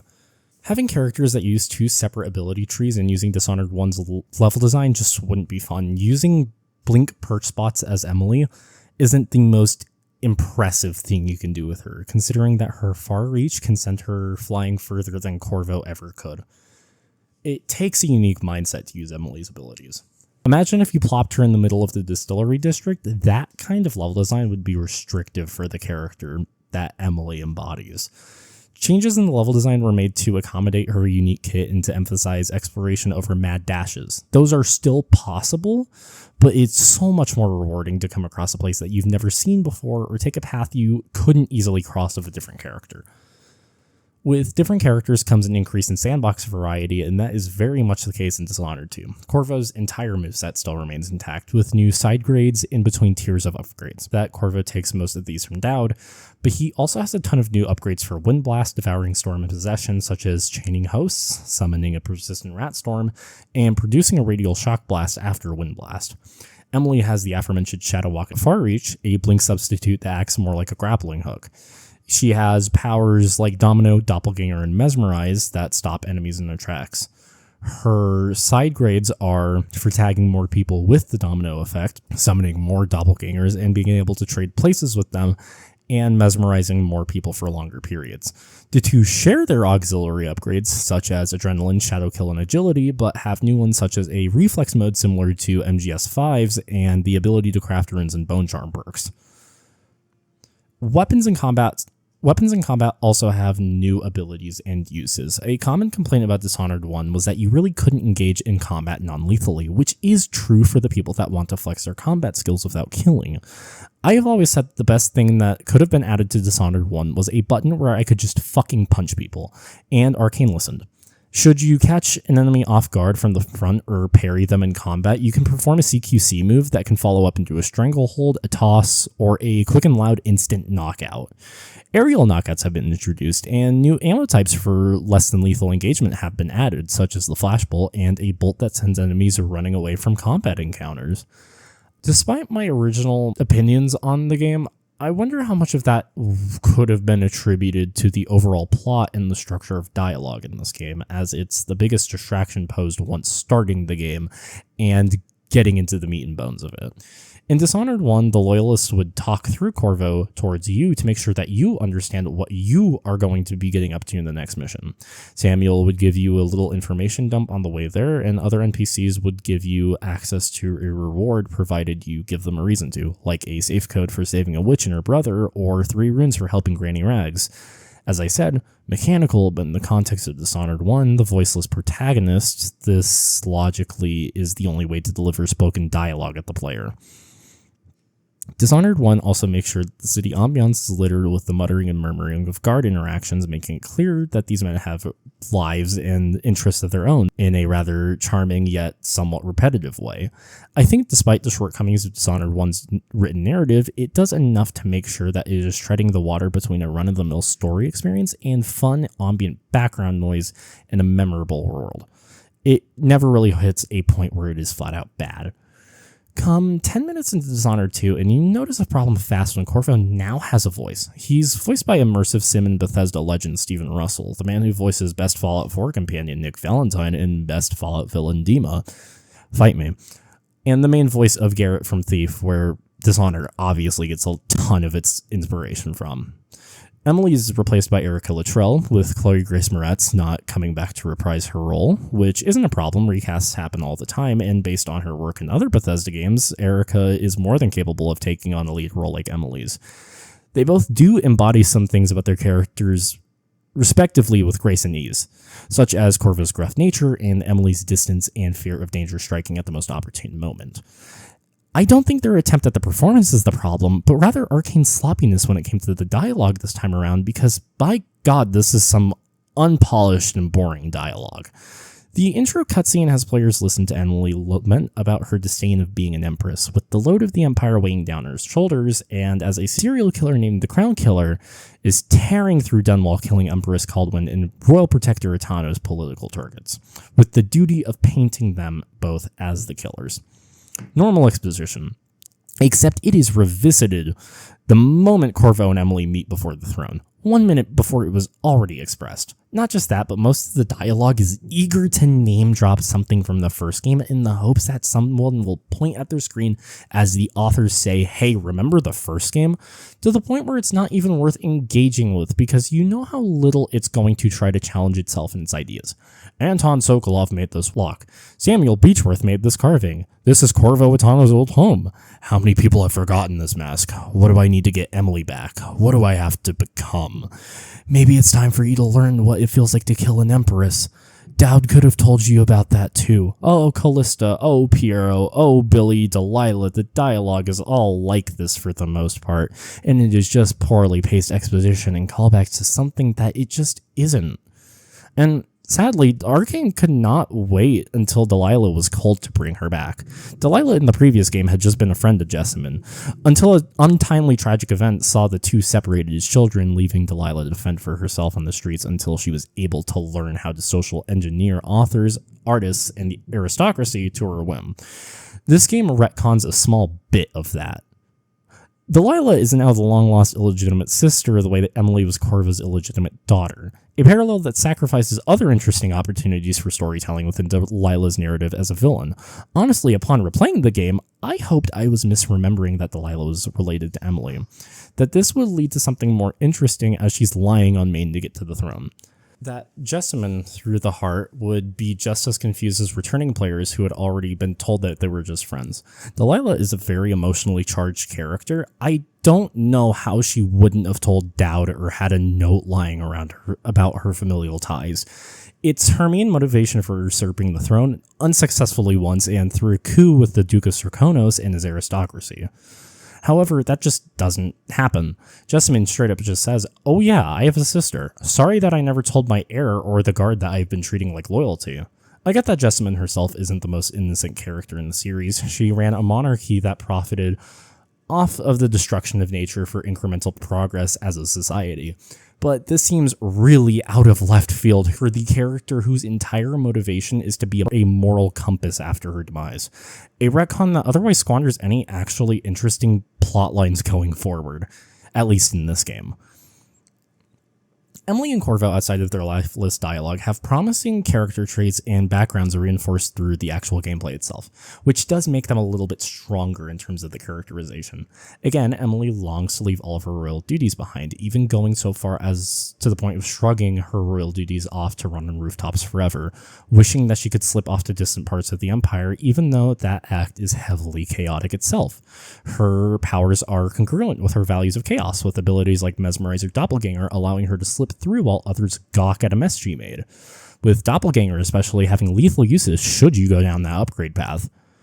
Going through the streets of Karnaca as Corvo lets you in on the places he remembers, familiarity for him compounded by with your familiarity with Corvo's sandbox. His stealthier playstyle comes across as much more light-footed and focused on not leaving a trace, instilled by his confidence in his understanding of Karnaca inside and out, and your knowledge of exactly how long his time stop lasts or how far his blink goes. All while his aggressive playstyle is much more brutal than Emily's, with his returning powers showing off his position of power, keeping the coup away from his throne by any means necessary, even if that means invoking the wrath of Karnaca's nature in front of them, feeding a guard to rats, or knocking them off of a high ledge with the winds that power their infrastructure. This would be a tragic loss of characterization if the entire game wasn't like this, a retread of the first game's events thrown through, not just beholden to the base game. Director Harvey Smith has said in this wonderful interview with No Clip about his career and what he's learned about game direction, development of team, and tempering fan expectations. During a segment on Deus Ex Invisible War, a game I haven't played but I've heard along with Deadly Shadows earned the ire of fans through the streamlining of deep systems, Harvey posits this about the dreaded sequel. If you took Invisible War as a standalone game, like it wasn't associated with the Deus Ex series, I think it would have been perceived differently because expectation is a huge thing, especially once someone invests in something and they're a fan of it. Then it follows a certain pattern that they want to see repeated, and there's nothing wrong with that. Familiarity is very strong. I do agree with the statement a ton. In recent years, we've seen backlash towards games like Dark Souls 2 by not doing exactly what their predecessor did despite working on its own merits, not just as a Dark Souls sequel, but as a landmark game for the franchise, with Elden Ring taking a ton of inspiration from that game specifically. In a personal example from my own observations, I could say the same thing about a project like Metal Gear Solid Peace Walker, one of the best PSP games I have ever played. It does butcher the MGS stealth formula because of its one stick limitation, and the HD collection makes this game pathetically easy to play because of it. However, I still love the Monster Hunter-inspired boss fights and bite-sized missions, a unique staple only found in Peace Walker. Familiarity is great, but overcorrecting and redoing what you did last time can be damaging to your own product's originality. I've judged Dishonored 2 based on its merits as a written piece so far, but does the rehashing of events from the first game impact the game from a gameplay standpoint? Yes, but not in a negative whatsoever. Sokonos, and by extension Karnaca, is a different setting compared to Dunwall. Dunwall was a setting crafted from the ground up to be corruptible from the start. It doesn't look like a place anybody should want to live. It's fundamentally bleak and oppressive, but artistically beautiful in its own ways, a staple of Antonov's work, such as City 17 and Half-Life 2. Antonov only came back to Dishonored 2 as an art consultant rather than a lead on anything. The full design in the game can be traced back to Sebastian Mittel and his team, leading to a Karnaca that actively has the culture and beauty that Dunwall supposedly had at one point in the lore. Most of the oligarchy hasn't started building property on the general housing line as of now, and all of their buildings are secluded away from the public eye, requiring coastal transport to get there. It's a city that's unchecked power hasn't ruined it yet. That's where you come in. Karnaca is positioned opposite on the scale from Dunwall. Instead of starting in a rat-infested dump filled with disease and having to take careful action to make things better, your job in Karnaca as a lone invader is to keep things peaceful and weed out the corruption making its way into the city. It isn't all sunshine and rainbows, though. Despite more people celebrating their culture on the streets of Karnaca, the conspiracy runs deep in the shadows, but is much smaller this time in terms of characters of who are actually inhumane and evil. You have your members like Delilah, the petulant Duke of Serkonos Luca Abel, and the unnatural philosopher Kirin Jindosh. Most of the other members are puppets, tools to be leveraged due to their daring to have empathy for their working man. Dr. Alexandra Hypatia is working with the prisoners and the miners to cure them of their ailments, so Duke Abel built her an island that serves as a solitary confinement prison to force her to work on advancements only he can profit from. One such advancement is the early strain of an anti-silver lung vaccine that she tests on herself, causing her to develop a ravenous and powerful alter ego that the oligarchy uses to destroy Emily's reputation, the Crown Killer. Brianna Ashworth is the curator of the Royal Conservatory and ushers in a hostile takeover of technology from the Sisters of the Oracular Order, being manipulated under the disguise of her coven and her undying admiration for Delilah.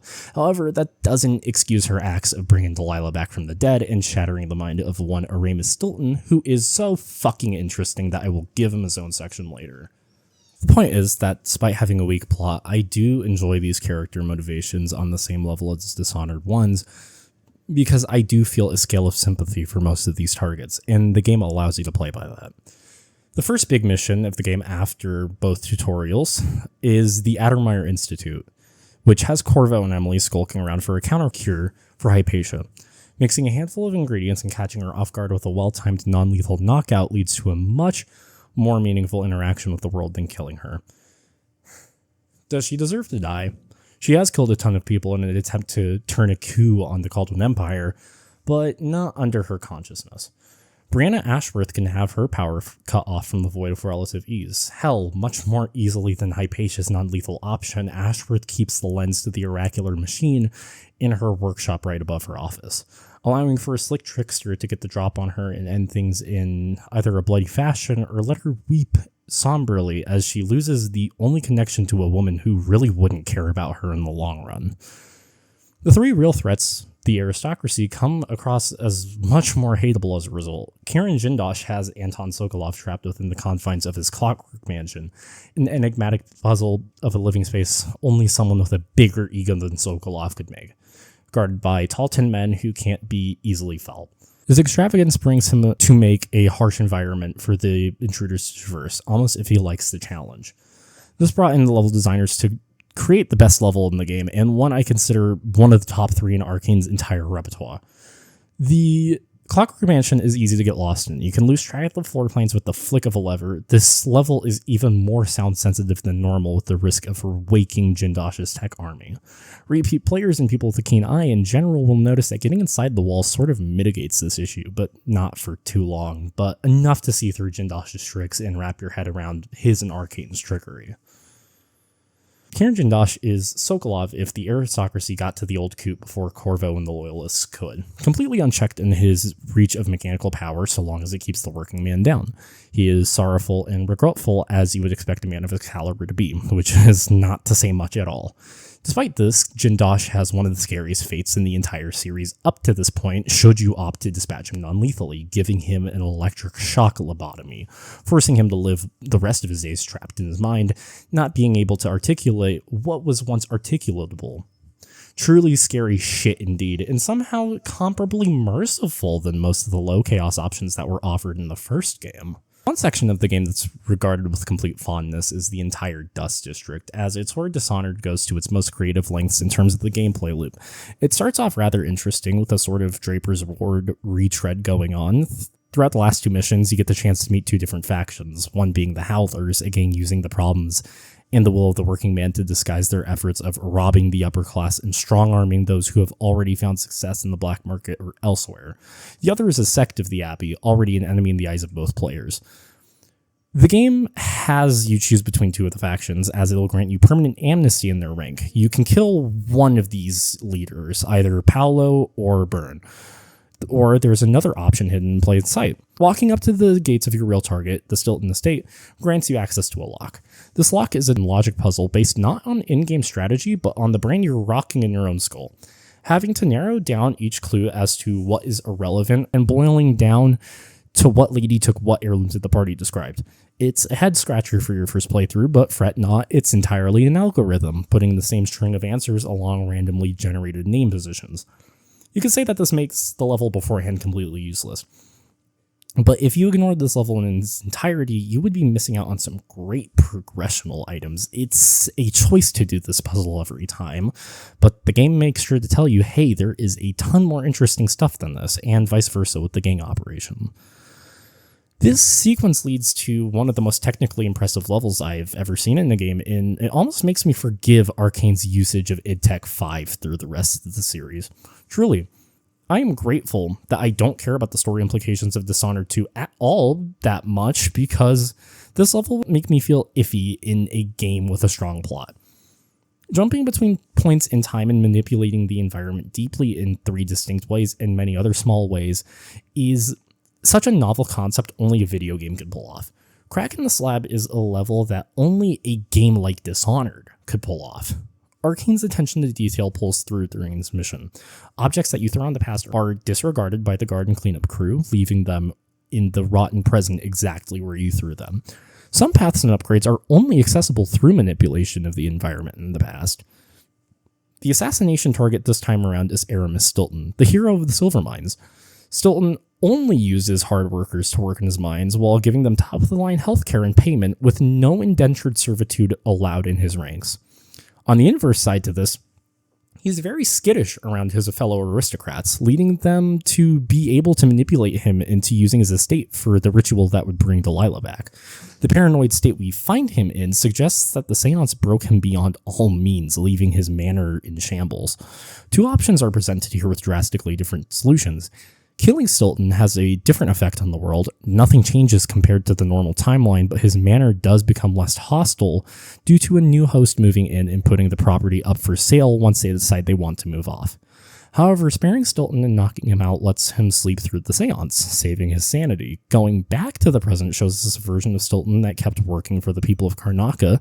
Guards don't roam around, workers are happier, and the district no longer suffers from the dust storms that once plagued it.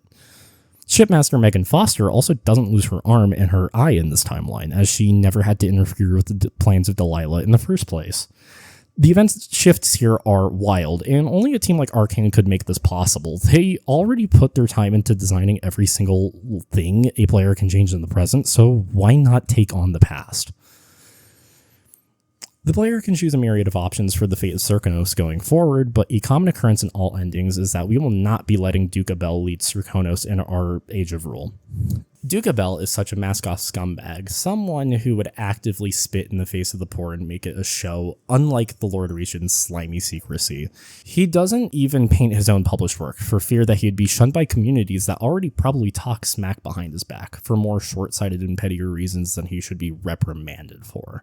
His manor is a striking structure, combining the brutalist designs of Dunwall with the coastal beauty and wooden furnishing style that Serkonos has come to love. Similar to Stilton, he builds his home in the general housing districts, but unlike Stilton, he gates his home off, with the impoverished only being able to smell the fireworks smoke in the ire of the young lord. He is so sickeningly rich, being able to fill his manor with clockwork soldiers before anyone else could. Should you ignore the side story in the 6th mission regarding the Howlers or the Abbey, Corvo can instate himself or the Duke's body double as the leader of the South, by either killing the real one or stealing his identity and framing him as the insane body double. This might be the most plot-heavy and relevant assassination in the entire series, as it holds major implications and different variations on who would be leading Serkonos with what ideologies. I can only think of one more assassination that would have even more weight, but that is a topic for much later. The final level is a nice surprise for people like me that felt like the return to Dunwall Tower in the first game was underwhelming and sort of underdeveloped. As we go back once to put a stop to Delilah in her reign, Jessamine, Megan, and Sokolov say their goodbyes as we trek down the familiar streets of Bristol into the only good story callback in this game. Dunwall Tower is the same from the first game, but it isn't just going to let you speed past it without seeing all the work that was done 4 years before, damn it. It adds so much to the original experience while also serving as the level that shows you how far you came and as you end things in the same room where you started. I already talked about how bland I find Delilah in this game, but her boss fight and her non-lethal options don't help with that either. The standard non-lethal option is the one you hear a lot of people criticize off as letting her loose, letting her live out her fantasy trapped away from her own body. I don't agree. I don't think that letting Delilah come to terms with her power being only a delusion isn't going to have ramifications on her psyche later down the line, but to each their own. The other non-lethal option is completely bugged or was never added into the game at all, jangling a find another way marker in your face. Beating the game shows you the numerous permutations that the game has been setting you up to achieve for this moment. The new Duke of Serkonos is assigned, Emily is reinstated as Empress, or Corvo, depending on if you chose to free her in your playthrough. Depending on your chaos level, Sokolov will either be crushed by the weight of his ego and lack of foresight, or set off to greater, gentler passions in the limited time he has left. Either way, he sets sail north for the near future, as the series calls for it, and that's it. It feels like there is no finality to Dishonored 2, almost like the game abruptly ends. There isn't any deep climactic moments in the game at all. The closest we get to that is the time travel mission, but even then, that doesn't feel as impactful as the Loyalists betraying Corvo. Those levels are mechanically similar, taking away most of your abilities to reacquaint yourself with the basics, teaching you that not every problem can be solved at the flick of a wrist, because the game could just take them away, disabling your right wrist in the flooded district and your left in the Stilton Manor. I wouldn't say that this game is incomplete by any means at all, but it feels like there's a chunk missing. Mostly gripes I have with the story, because this game does take the same amount of time to beat as the first one. If I had any real gripes with this game's gameplay, it would be that the game doesn't do too much to fix the bigger problems with Dishonored 1 in terms of progression and statistics. The upgrade system itself remains sort of underwhelming. You have your basic capacity upgrades, but stability upgrades are useless still. Crossing swords is easy, and you don't need an upgrade to be any better. And stuff like the accuracy bonus is not useful if you can acclimate yourself to the crossbow's parabolic arc. There are masterwork upgrades you can find by doing quests for the black market shopkeepers, and these are pretty great, ranging from a semi-auto upgrade to the crossbow, splinter shots between both firearms, stealth upgrades, and much more. Hell, my biggest gripe with this game's upgrade system doesn't come around from the black market upgrades, but how Arcane handled the rune upgrade system this time around. The skills are separated into skill trees instead of the two-tier upgrade system from the first game. This means that powers that would have all of their abilities spread between something like 6 runes would now have the rune cost set to like 8 or 12. Take Blink for instance. To fully upgrade Blink to its max distance, you need 3 runes. Simple enough. Blink's greater distance upgrade is 4 runes in this game. Slightly costly when compared to the first game, but even more so when you realize that buying the Blink kick and the redirect add up to that cost too. An ability that took Dishonored 1 3 runes to upgrade now takes 8. That wouldn't be too bad if the game was longer than the first game, but they take around the same amount of time to beat. This upgrade philosophy feels kind of whack until you realize that you can repeat the game multiple times on New Game Plus with all of your runes carried over. Pro tip, once you've beaten Dishonored 2 on a clear save file, never make a new save ever again. Just keep playing from that one, because that's truly the only way you're going to be able to play with this game with more than 2 fully upgraded powers. I'm not saying that is also bad. The addition of a New Game Plus mode is exactly what I wanted to keep momentum going in the core gameplay loop. The upgrade system makes so much more sense in the context of repeatedly playing this game. By the end of your second playthrough, you should have more than enough runes to get exactly what you want at the start of each run, as the runes and bone charms restock. Oddly enough, you can go the entire game collecting raw whalebone to craft runes for your next playthrough and not have them at all when you load up that New Game Plus save. So another pro tip, don't forget to craft runes before you beat the game. New Game Plus keeps the game fresh in the ways that the first game didn't. You have access to every single power on one character, allowing for moments of higher sandbox capability, despite the 2 trees being separated by character initially. Using all the powers feels synchronistic. I truly like Blink more as a traversal ability, but I love Fargreech's grabs, so being able to use both at once with different intentions feels so nice. Possessing a guard to set up a domino chain feels like something that shouldn't be possible. Blinking off of something that should kill you and then saving it with a doppelganger sacrifice shouldn't be feasible, but it is through a gracious gift from Arcane. Again, for the second time, the chaos system proves to be fruitless and oddly unbalanced, with one even weirder mechanic shoved in as a sort of unsuccessful band-aid fix. Players who had no idea how the algorithms or the chaos system worked begged Arcane to give them a way to use their tools lethally with less repercussion, which is already missing the point of the chaos system, but go on. Arcane responded by giving players the option to point the heart at an enemy or civilian, and the heart will tell you their deepest emotions and secrets, positing the power of the player as not just omnipotent, but as judgment now. This can be interesting, adding another flavor to the sociological aspects of Dishonored, but again, a mechanic and weighing morality via algorithm rather than players' real observation and choice just doesn't feel right at all. It feels really muddy in the grand scheme of things, and with Dishonored 2's raised enemy count, you can kill even more people in this game before the scale even decides to tip. I think that's my main problem with Dishonored 2. That despite it being so radically different from the first game's structure, it never really tries to fix the first game's problems, which is overall detrimental to me caring about an experience that already has fundamental problems with keeping me engaged. I love Dishonored 2 as a gameplay first experience. Everything works, everything is detailed down to a T, but I can't help but feel that this game is still weaker than Dishonored 1 by carrying its fundamental problems over at a time when those needed to be ironed out. Dishonored didn't lose its soul with this game like many others claim, but it lost a ton of strong characterization and world building by choosing to rehash the events of the first game but in a different city. It isn't just Delilah, Corvo, or Emily that loses all of their flair. Megan Foster is a character that begs that the player hasn't played the Daud expansions before the second game. To a new player, she is this mellowed out, morally ambiguous take on Samuel's role. She also serves as this game's loyalty structure, being the only ally of the Caldwell Empire for the first half of the game until you can recover old Anton. Her moral ambiguity comes to an impasse towards the final levels of the game, where a high chaos Foster will simply go on about how dangerous Delilah is and how imperative it is that she dies. Should a player go until the ending on low chaos, she will have a rather heavy-handed talk with the Royals about how she helped plunge the knife into Jessamine when she lived as Billy Lurk. You can rob her room in the last mission and find out without a conversation on either playthrough, but who did they think they were fooling?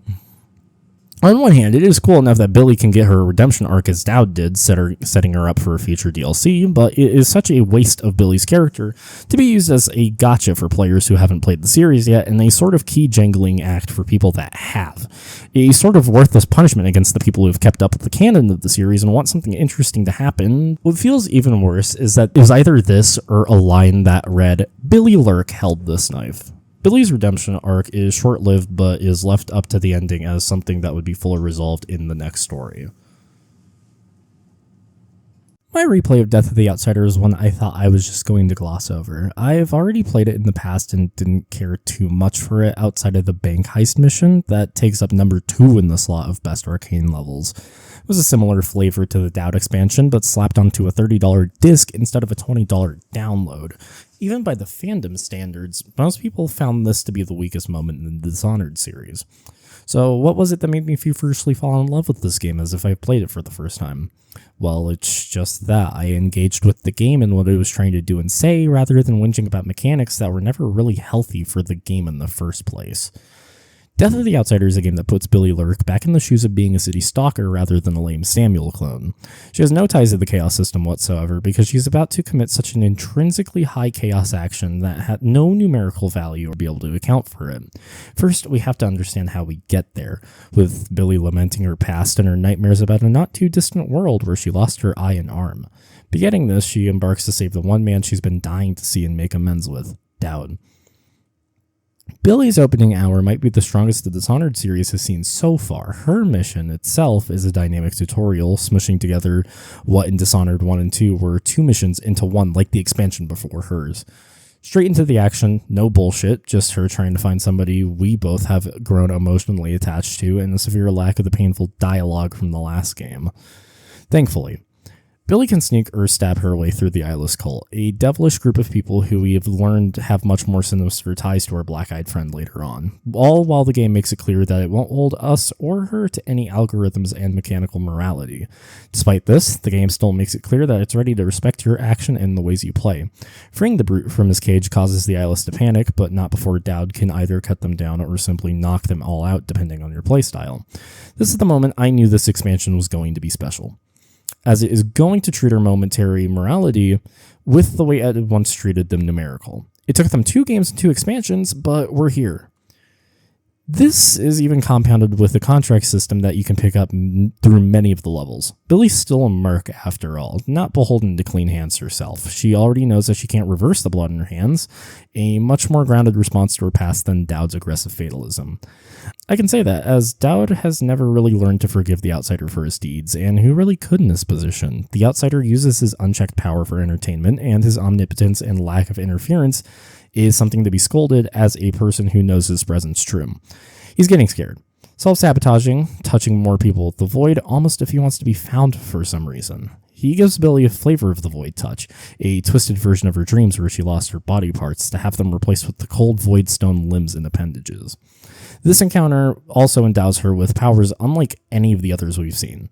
This place is a runner-up for my favorite movement tech in the entire series, being an in-between of Blink levels 1 and 2 distance-wise, while also placing a physical marker Billy can use to delay the blink or distract guard. Foresight is a drone mode that lets players mark targets and items in the short amount of time the monometer will allow, and Semblance is almost like Possession, but lasts longer depending on the speed you're moving, and allows for right-handed gear to be used.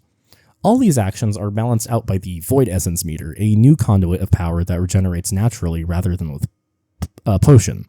You can only use a movement move 3 times before you need to wait for a regen, and so long as you have 1 bar filled, you can activate Semblance or Foresight. This meter becomes more interesting once you factor in Original Game Plus, a mode that replaces abilities with ones we've seen before. Blink, Domino, and Dark Vision replace Displaced Semblance and Foresight respectively.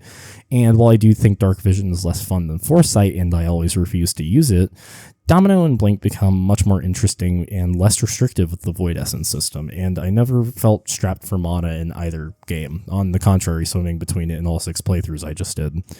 Making health the only resource that I had to scrounge around for was a brilliant move that allowed me to use my base powers much more often, and for a shorter game revolving around powers with no upgrades, it works better than Mana Potions ever did. It's no wonder why the feature of the series would look forward with these mechanics in mind. One thing I didn't mention in my Dishonored 2 section is the reveal of the Outsider's origins, which is played up in such a distant exposition dump manner that I did not care for it. Even then, the scene soured in my mouth much more and more and more on each playthrough, as this is one of the numerous moments in Dishonored 2 that just has you sitting there twiddling your thumbs on repeat playthroughs over giving you the mercy of a skip button. This game doesn't do that, thankfully, but the point is that his reveal is so bad I'd rather forget it. Well, this game doesn't. It goes in the opposite direction with it, making this a defining moment for him and the main action the plot revolves around. Daud wants to use the physical and emotional weaknesses of the Outsider to kill him. as a punishment for all the crimes against nature he has allowed to happen. Is this a bad point of view from Daud's perspective? Even then, I don't know what the confusion was about Daud having this vendetta against the outsider was. Daud is a character that is dripping with noir-style tropes, the gravelly voice, fatalistic desires, a hard time moving on from his own mistakes, and accepting himself, but in such a way that he couldn't accept others despite learning from his experiences. This never felt like it came to me out of left field. Nevertheless, Billy is willing to go along with it, giving her dying father figure one last wish. After all, it's the leash that she can give him, no matter how conflicted she feels about her choices in the matter. That conflict eats away over time, but first you need to find the confirmed weakness of the outsider, the twin-bladed knife that was used to sacrifice him. Billy goes to the Syria district to find 3 eyeless cult members that will lead to the retrieval of the knife, that being musician Sean Yu, Karnaca administrator Ivan Jacoby, and bank owner Dolores Michaels. All were highly regarded individuals in the eye of the city, without the citizens realizing that the misdeeds that the leaders commit to keep their divinity in check and them closer to God. They are rather distant from the story, unlike the Dishonored 2 targets, but I prefer it that way in the case of Death of the Outsider, as it helps Billy and I's attachments to the world pan out better. Billy already has a detached mentality when it comes to Serkonos. Despite it being a much more sympathetic world, Billy is subjecting herself to the wealthiest and comfiest parts of Serkonos, where people like her are allowed to suffer if an aristocrat can smile and line their pockets. I already have a detachment from Serkonos for the same reasons, even if Corvo was watching over it. Billy taking the high road and not killing them leads to a much more interesting character development from her through my accomplishments rather than the game giving me a thumbs up on moral feedback. Again, I want more of this, please. Those contracts I was talking about earlier are completely optional too. While they're mechanically fun, engaging with new gadgets like the hook mine, a personal favorite of mine, and seeing areas the normal progression ignores, they do require the death of certain individuals and sometimes an act of chaos overall. You can't ignore these and keep the shadows and make your money by picking up the coins that fall from the overflowing pockets of the rich. These first levels hold this design that is somewhere in between the first and second games. While it's as big as a standard Dishonored 1 level with the added caveat that you have to visit it for 2 different missions, the Syria district has enough mechanical innovation both from and beyond Dishonored 2 to be praised.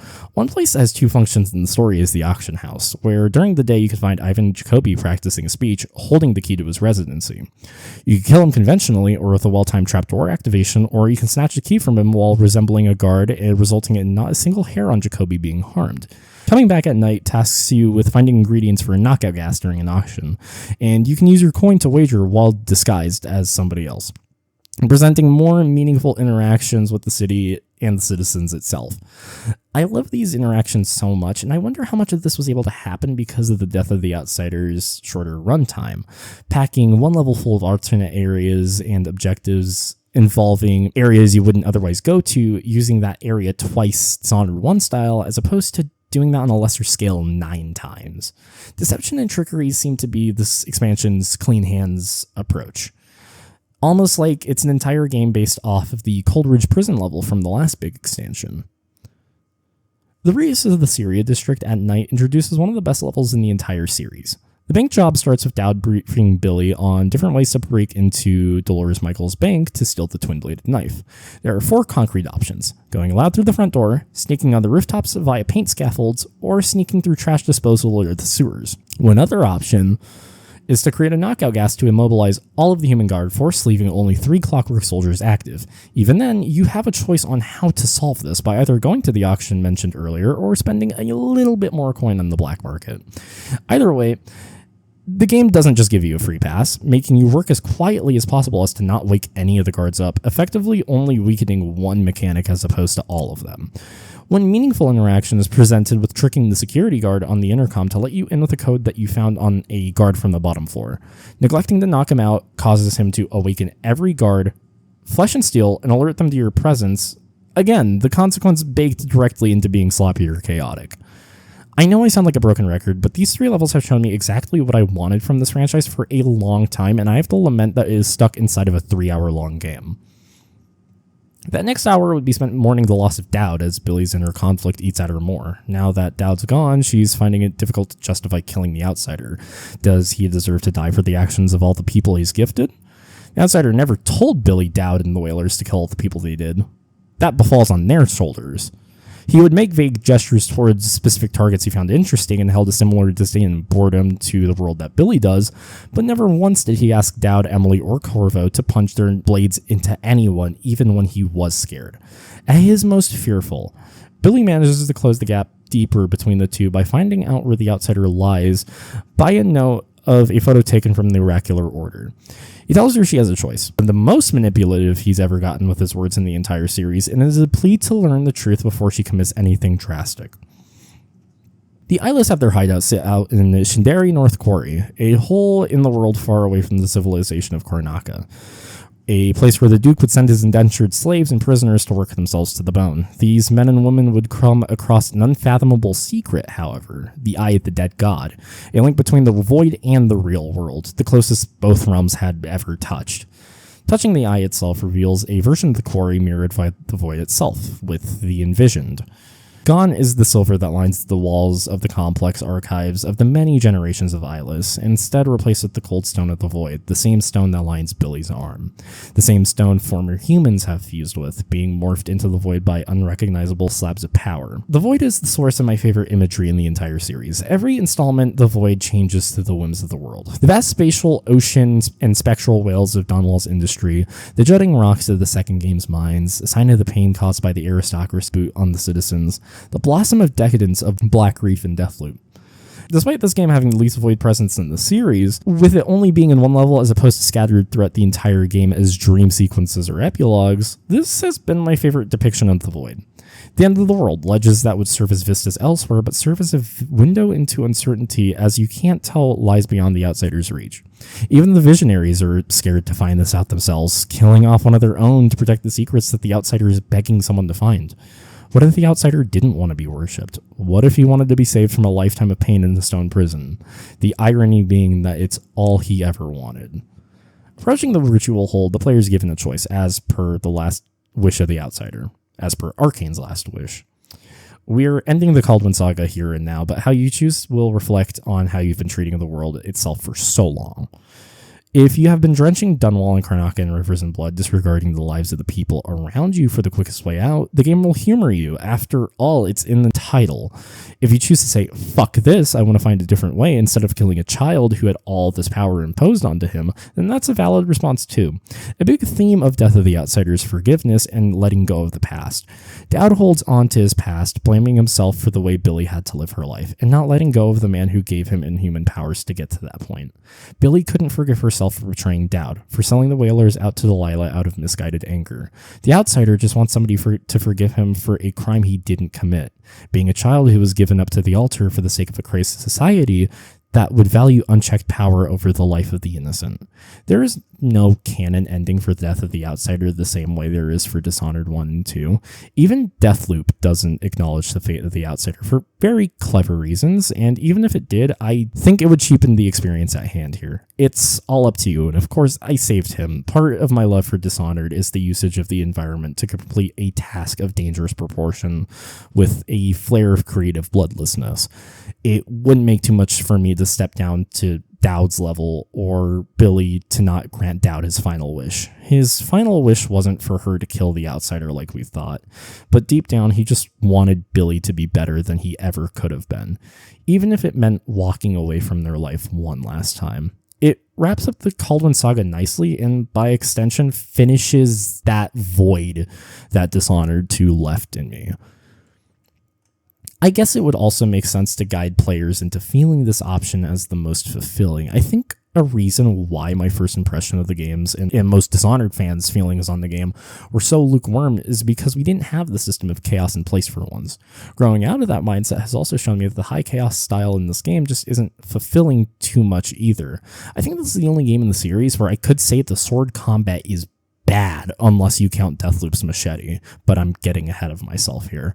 There are no powers like Adrenaline or Reflex anymore. Instead, Billy gets access to the Void Strike ability, a ranged move that sends enemies flying based on the direction you're moving.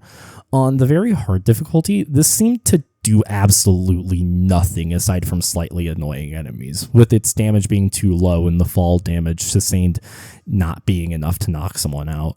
Honestly, you'd be better off using that Void Essence to telefrag with Displace or start a domino chain. While I very obviously think the written word of this game is the best in the series, neck and neck with the Daud expansions, I can't help but feel like there's still this airy feeling in the dialogue. Despite having such a stacked cast, I can't help but feel like the main characters' lines were spliced together instead of recording them in the same room, or even attempting to mask that with little inflections or interruptions in the dialogue. It does just feel like they're talking at each other rather than talking to each other, but that's a problem the majority of the series faces. Despite all my small gripes, this feels like the last push of content that Dishonored 2 needed to feel like a complete and satisfying story. Going to new places and looking towards the godless future of the franchise helps the Kaldwin saga go out with a bang. Funnily enough, the sterile approach to dialogue and communication to both the character and the player would be something that the next full installment would address, while committing to a ton of the core changes that Death of the Outsider made. Deathloop is not Dishonored in name, but by the looks of it, it carries a ton of the spirit of the series that it would be really distracting not to address its shared universe nature while also talking about the new gameplay ideas it doesn't just bring to Dishonored, but to the immersive sim style overall. It has the powers of the Kaldwin saga, your teleportation, your domino chains, all of it here. Instead of clashing swords, you're shooting guns, one in both hands if you're ballsy enough. Assassination targets are posited both by the gameplay and story as keys to uncovering the truth of Blackreef. Hell, even the lore is shared. Dishonored 2 didn't end with its sights set on the motherland of Tivia for nothing. Deathloop is Dishonored if Arcane took a less moral approach to the Empire of the Isles. If you could detach yourself from Dishonored's main theming and only focus on the snapshots of grit and grime, you would come to find out that Dishonored was only 2 steps separated from Grindhouse Works, distractingly so with its constant use of Tarantino actors. That ironic detachment comes front and center on the former motherland colony of Blackreef, an island isolated from time and judgment. The most decadent members of Neo-Tivian motherland society have gathered here in a consequence-free environment, free to enact any horrible acts against each other as much as they want. Ranging from a cult leader, nepo babies, a curious scientist, a mad scientist who constantly bothers the studious one, and a population of citizens that just can't get enough of kicking their friends off of a ledge only for them to be fine with it the next loop. The game looks you dead in the eyes and asks you, how special was one childish god when now you have to deal with fucking 9 of them, one of them being yourself? That balance of power is threatened when one of these visionaries, Colt Vaughn, decides enough is enough and he wants to break out of the loop, much to the dismay of another visionary who's woken up to the sound of the world, Juliana Blake. It has been an indefinite amount of time, but these two have been going at it for ages, while most of the island can only idly watch and forget the next day. Juliana loves the hunt and the thrill of the game, and when we get to put ourselves in Colt's shoes for the first time, you can see that he's sick of it. A nice setup for a game, especially once you understand how the time loop affects the core of the experience. Deathloop is an Arcane game through and through, with explorative elements at every corner of the map, but instead of a full 9 levels to work through, instead you're given 4 levels with 4 variants each, -1 in Carl's Bay, leading up to 15 different variations of level, all with slightly different permutations should you know and learn how to set them up. 15 sounds overwhelming, but when you realize that most of the time of day only affects buildings being locked down and guard routes changing, it becomes less intimidating.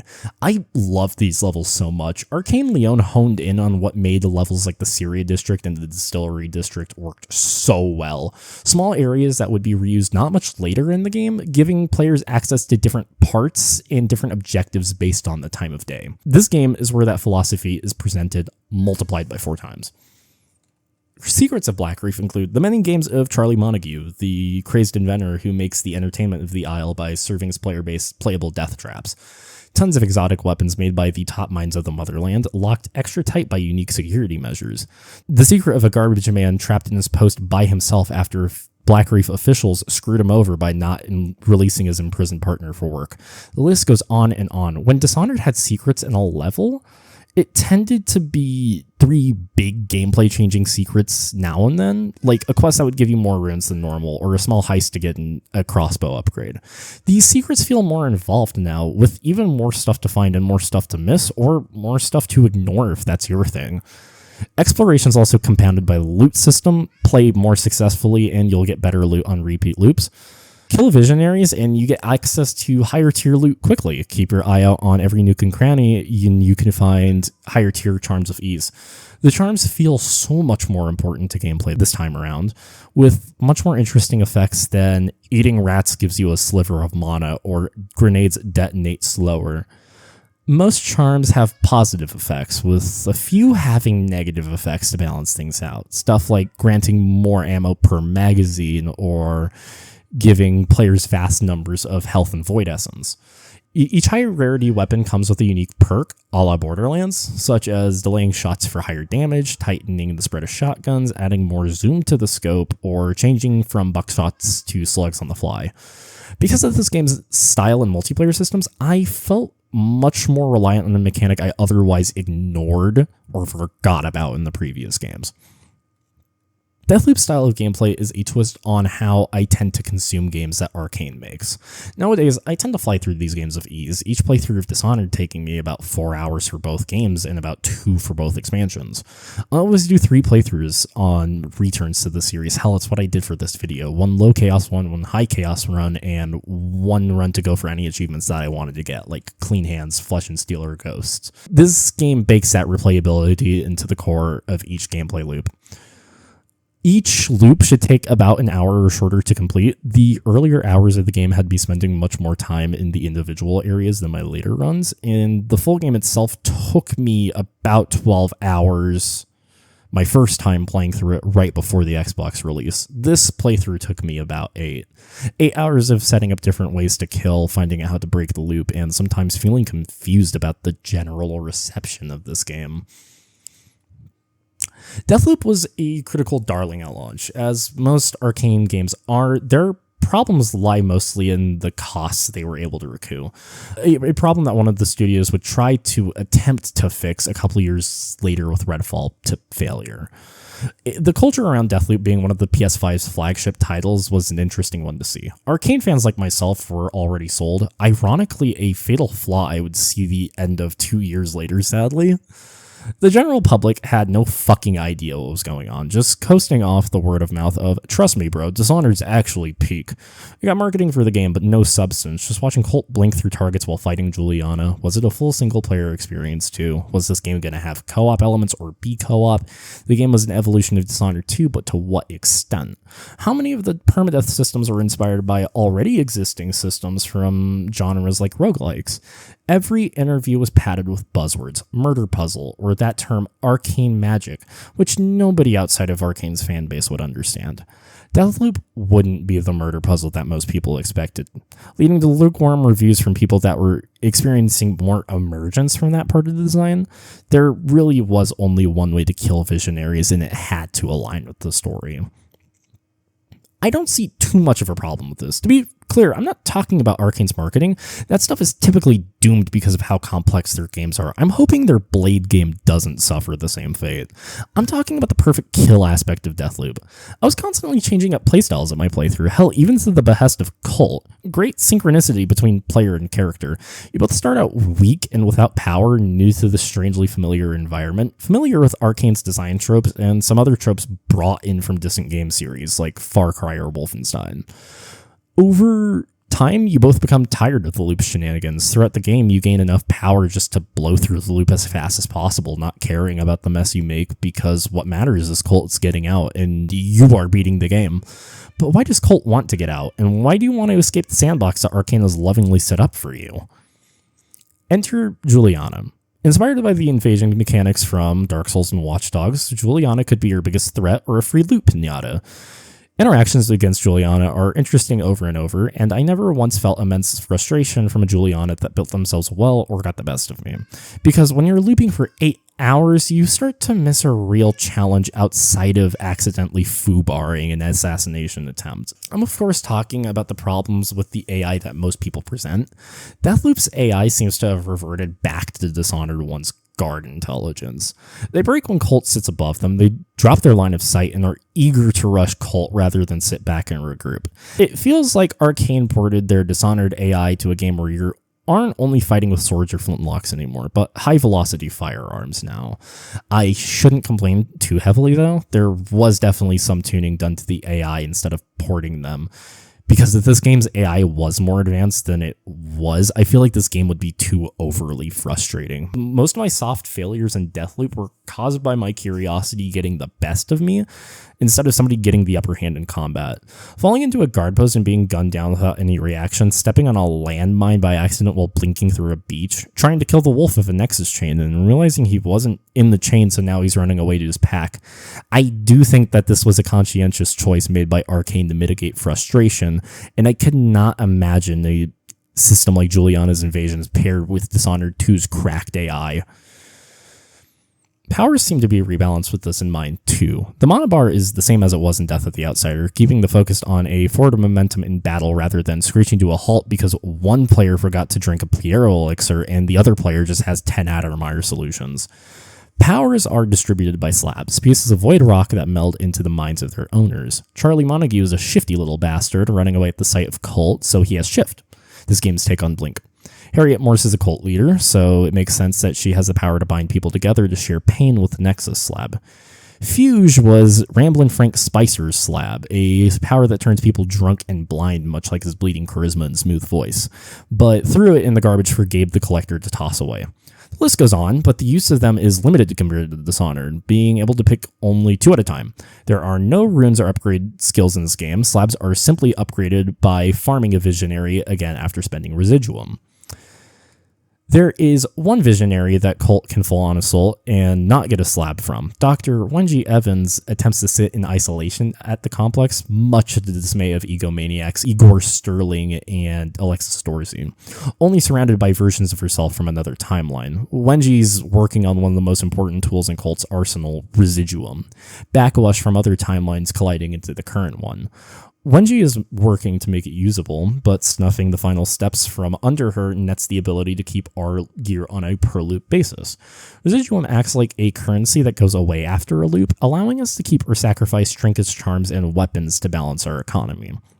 With every loop, Cult is adding more and more to the arsenal of experimentation, and with every loop, you are learning more and more of the history of Blackreef, learning about what engendered this insanity, what sparked the time loop itself, wrapped up 60s tone. Cult is visited by different versions of himself scattered across different timelines, technically never alone, but each variation of him comes with a different level of understanding or embarrassment towards him. One Cult is in disbelief that he could ever forget the loop protection program, the manifesto that includes the 7 visionaries that Cult must kill. Another Cult seems fed up with the current Cult, abandoning his problems in his post-act Blackreef, suggesting that this isn't the first time that Cult has run away from Blackreef. Something that Juliana constantly digs at too. There must be a reason Cult keeps coming back. Hell, there was a reason I came back despite me already completing this 2 years ago. Lore suggests that Cult was a part of a military excursion by the Army of the Motherland to take Blackreef as a base of operations for scientific purposes. A hole in time was ripped into existence when Billy dispatched the Outsider, causing an anomaly that wasn't discovered for almost a century later. The Motherland wanted this power for themselves, sending Cult into the anomaly via rocket, where he would be stranded for 17 years. Away from the family he began to cultivate with one Lila Blake. 5 years after escaping the loop, being institutionalized by the state, Cult sees an opportunity for freedom by banding with the Eon program, a group of 7 scientists and backers who wanted to find the anomaly for themselves after the Motherland's failed attempts. Juliana would come into the picture later as Eon's archivist, only to be met face-to-face with her father. She takes the opportunity to fuck with him as many ways as she could, being that it seemed like the only way to get to know the guy. After a while, after seeing Eon for the program that was, staffed with people who get off on scamming people on their medications, people who are willing to sacrifice their working force for fun, living a life of no consequences, something inside of Cult snapped and woke him up, and one of his first targets was unfortunately Juliana. Since Juliana remembers this, she spends every moment hunting Cult until he finally remembers what he did to her, and the damage that he could wreak upon the world by breaking the loop. It isn't until he fully comes to waking up from the slumber of the loop that Juliana could have as much fun possible hunting Cult, while also remembering the core tenet of Eon, protecting the loop. At some point, the player and Cult have to be enjoying it too. I mean, why else dump 8 more hours into a game you could just walk away from? Because it's fun. The other tenet is follow your fun for a reason. Colt also leans into this violence, but in his mind it is for the greater good, but it also bolsters Juliana's points quite a bit. I enjoyed the time I spent against the Visionaries, I enjoyed my time against Juliana, but at some point you are just going to have to step into her shoes and see what she thinks for herself. Juliana is an aspect of the game I love playing against, but I think playing as Juliana is even more awesome. The amount of thinking you need to do to get Colt killed is increased from the base experience. You can't loot slabs or trinkets, those are only available through the level up system, making them much harder to acquire. While you are marked as friendly to all NPCs, you need to learn to work around them, using trails of discarded guns as clues to where Colt is, and even being careful in firefights as to not kill them, otherwise they'll turn against you. Playing as Juliana is a wonderful way to replay Deathloop without restarting all of Colt's progress, even if I do suck ass with her. I know how these maps work, and now they play in my favor. Playing as Juliana as intended syncs up with her motivations. You're back for some quality father-daughter time, ready to use Blackreef to your advantage to protect the loop. But what if you didn't want to do that exactly? Could you hypothetically find a way to kill a Visionary to mess with a sneaky Colt's progress? Just throw a fucking grenade at Harriet while he's above her, causing her guards to be much more restless. Hypothetically, could you team up with the Colt to kill all the Visionaries at Dorsey's party? It's an arcane game. If you see any option, you can take it and the game won't fail you for it whatsoever. Hell, you could probably play this game in full co-op this way if you wanted to. It even alludes to an ending where this line of thinking for Juliana is completely possible.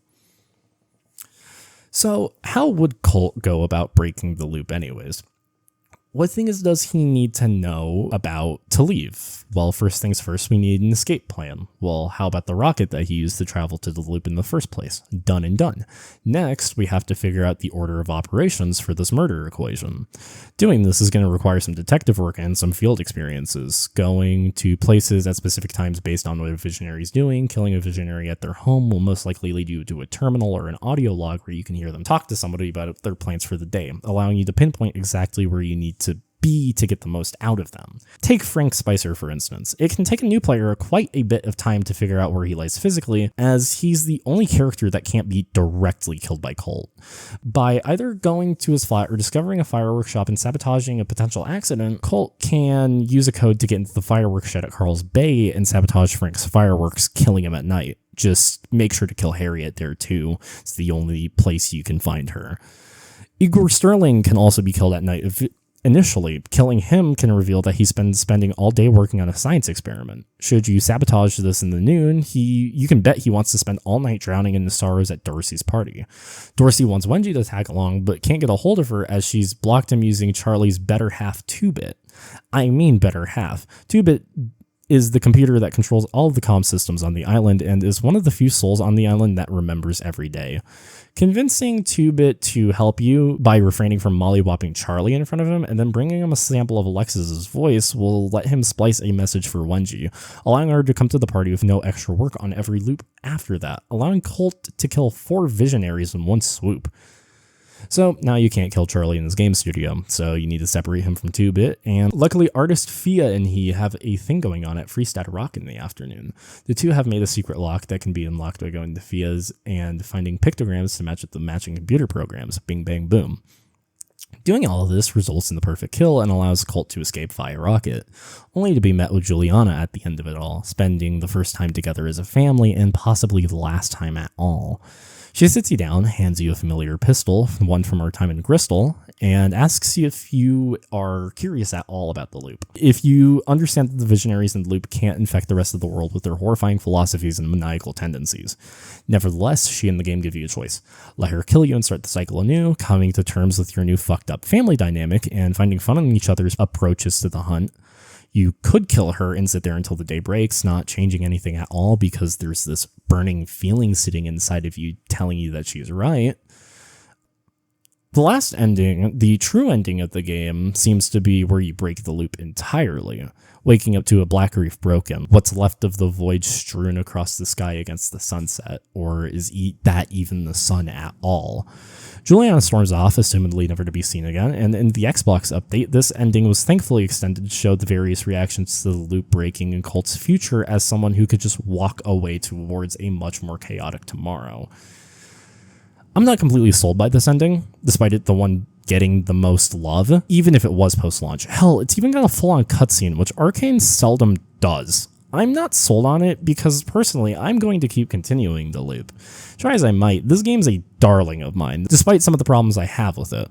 I know that in the grand scheme of morals for this series, continuing a cycle of violence is not the best move, but Deathloop is a game with a novel concept that asks, but what if you didn't want to leave?